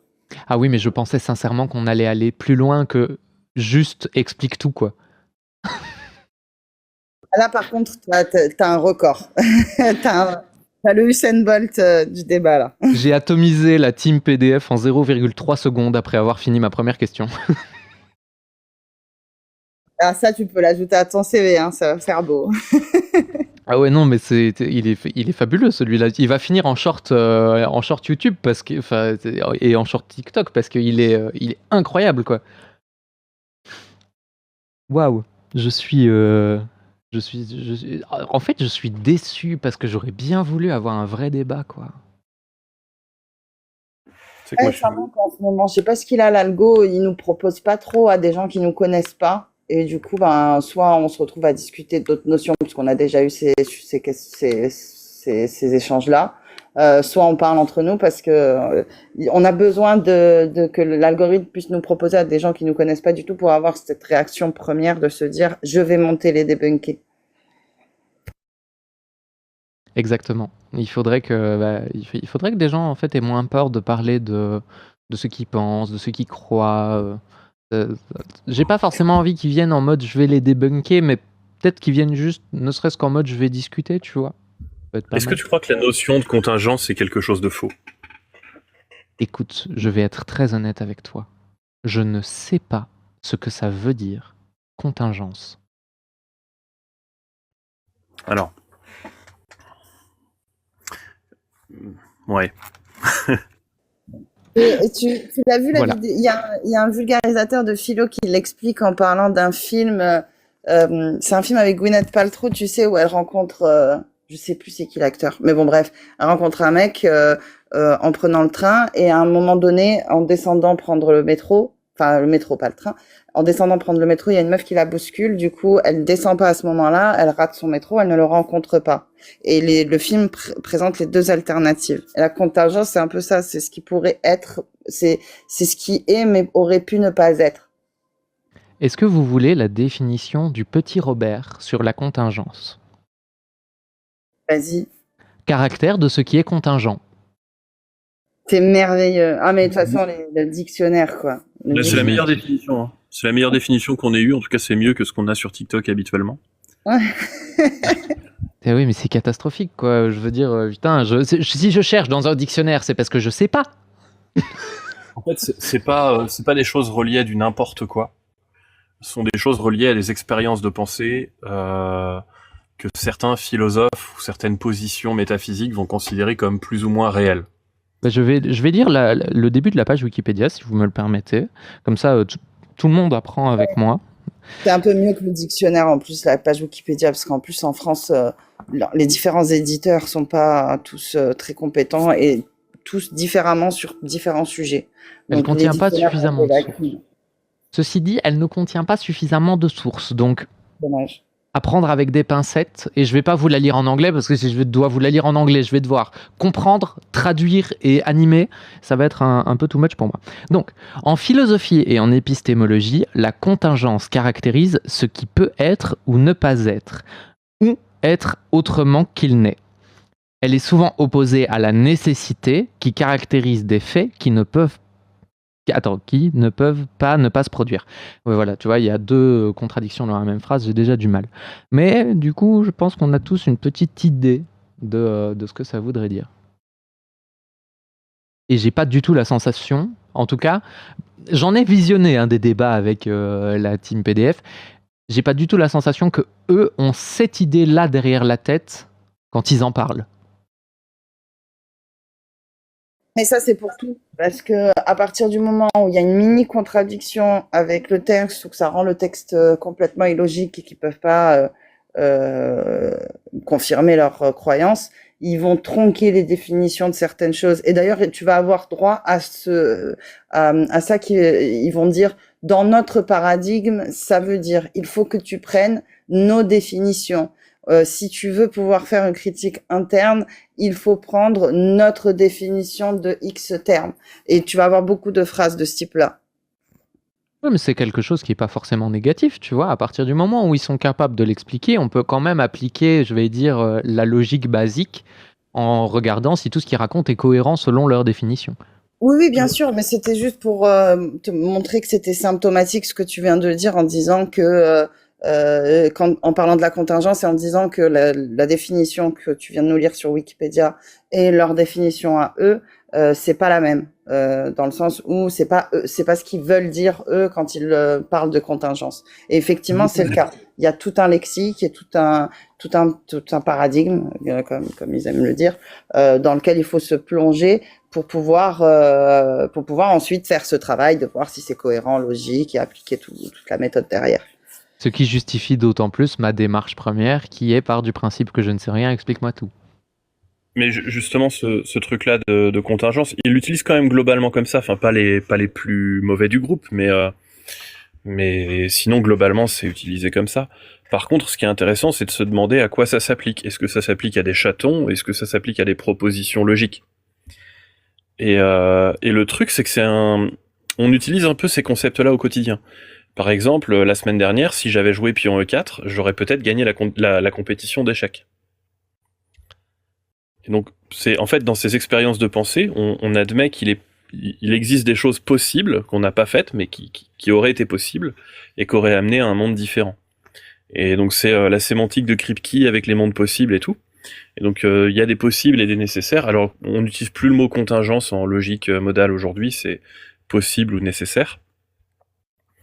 Mais c'est des choses qu'on utilise réellement dans chaque expérience de pensée, en fait. Dans le langage du quotidien, on utilise ces concepts-là. Ok. Et par contre, on n'applique pas ça à des choses, on applique ça à des propositions logiques. Ce qui paraît logique, dans un sens, parce que ça n'a pas de sens d'appliquer ça à un chaton, quoi. Bah, ça peut avoir du sens si tu dis ce chaton aurait pu ne pas exister. Oui, mais du coup, c'est une proposition, c'est pas le chaton en lui-même, parce que le chaton, il y existe, il est là, on le regarde. Exactement. Oui. Et c'est pour ça que quand ils disent qu'on est tous contingents, c'est un peu vrai, mais un peu faux aussi. Ben, en fait, dans le monde des idées, c'est vrai, dans le monde matériel dans lequel on vit, non. Exactement. Puisqu'on n'a jamais qu'une image du passé, puisque on est des êtres qui vivent de quelques secondes dans le passé et jamais autrement, donc on ne peut jamais qu'observer ce qui a été. On ne peut jamais observer ce qui est ou ce qui sera. Mais là, on va rentrer dans des considérations philosophiques et physiques très compliquées. Donc, il y a une personne qui veut monter. Je vous propose qu'on la fasse monter, même si il y aurait beaucoup de choses à dire. Vas-y, je t'écoute. Dans le vrai monde, j'ai joué B2 en ouverture. Donc, dans le vrai monde, j'ai perdu ma partie d'échecs.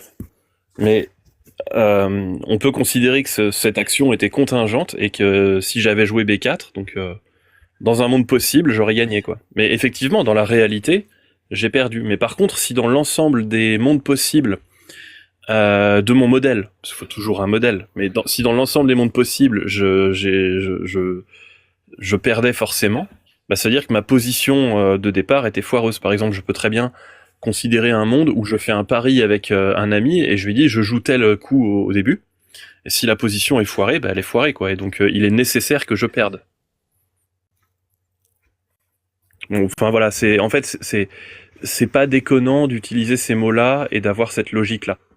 Les problèmes viennent ailleurs, par contre. Oui, non, c'est ça, c'est pas les prémices qui sont problématiques, c'est la suite, le développement, c'est ce que je disais, tu vois.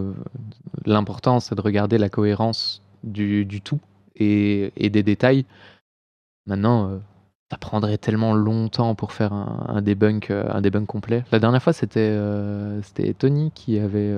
Je pense que c'est toi qui parlais d'ailleurs quand on en a discuté, lui et moi, où il disait que lui, il voulait démonter le débat à la suite, genre de ce qui se faisait, et son interlocuteur voulait démonter aussi les prémices. Et je trouvais ça intéressant justement d'avoir les deux approches, d'avoir une approche où on va juste dire, bah voilà, votre raisonnement il tient pas parce que vos prémices elles sont fausses, donc le raisonnement qu'il y a dessus on s'en fout puisque les prémices sont fausses, et l'autre qui disait, bah, même si on part du principe que les prémices sont fausses, le déroulement est tout aussi dégueulasse. Et je trouvais que du coup les deux approches étaient intéressantes.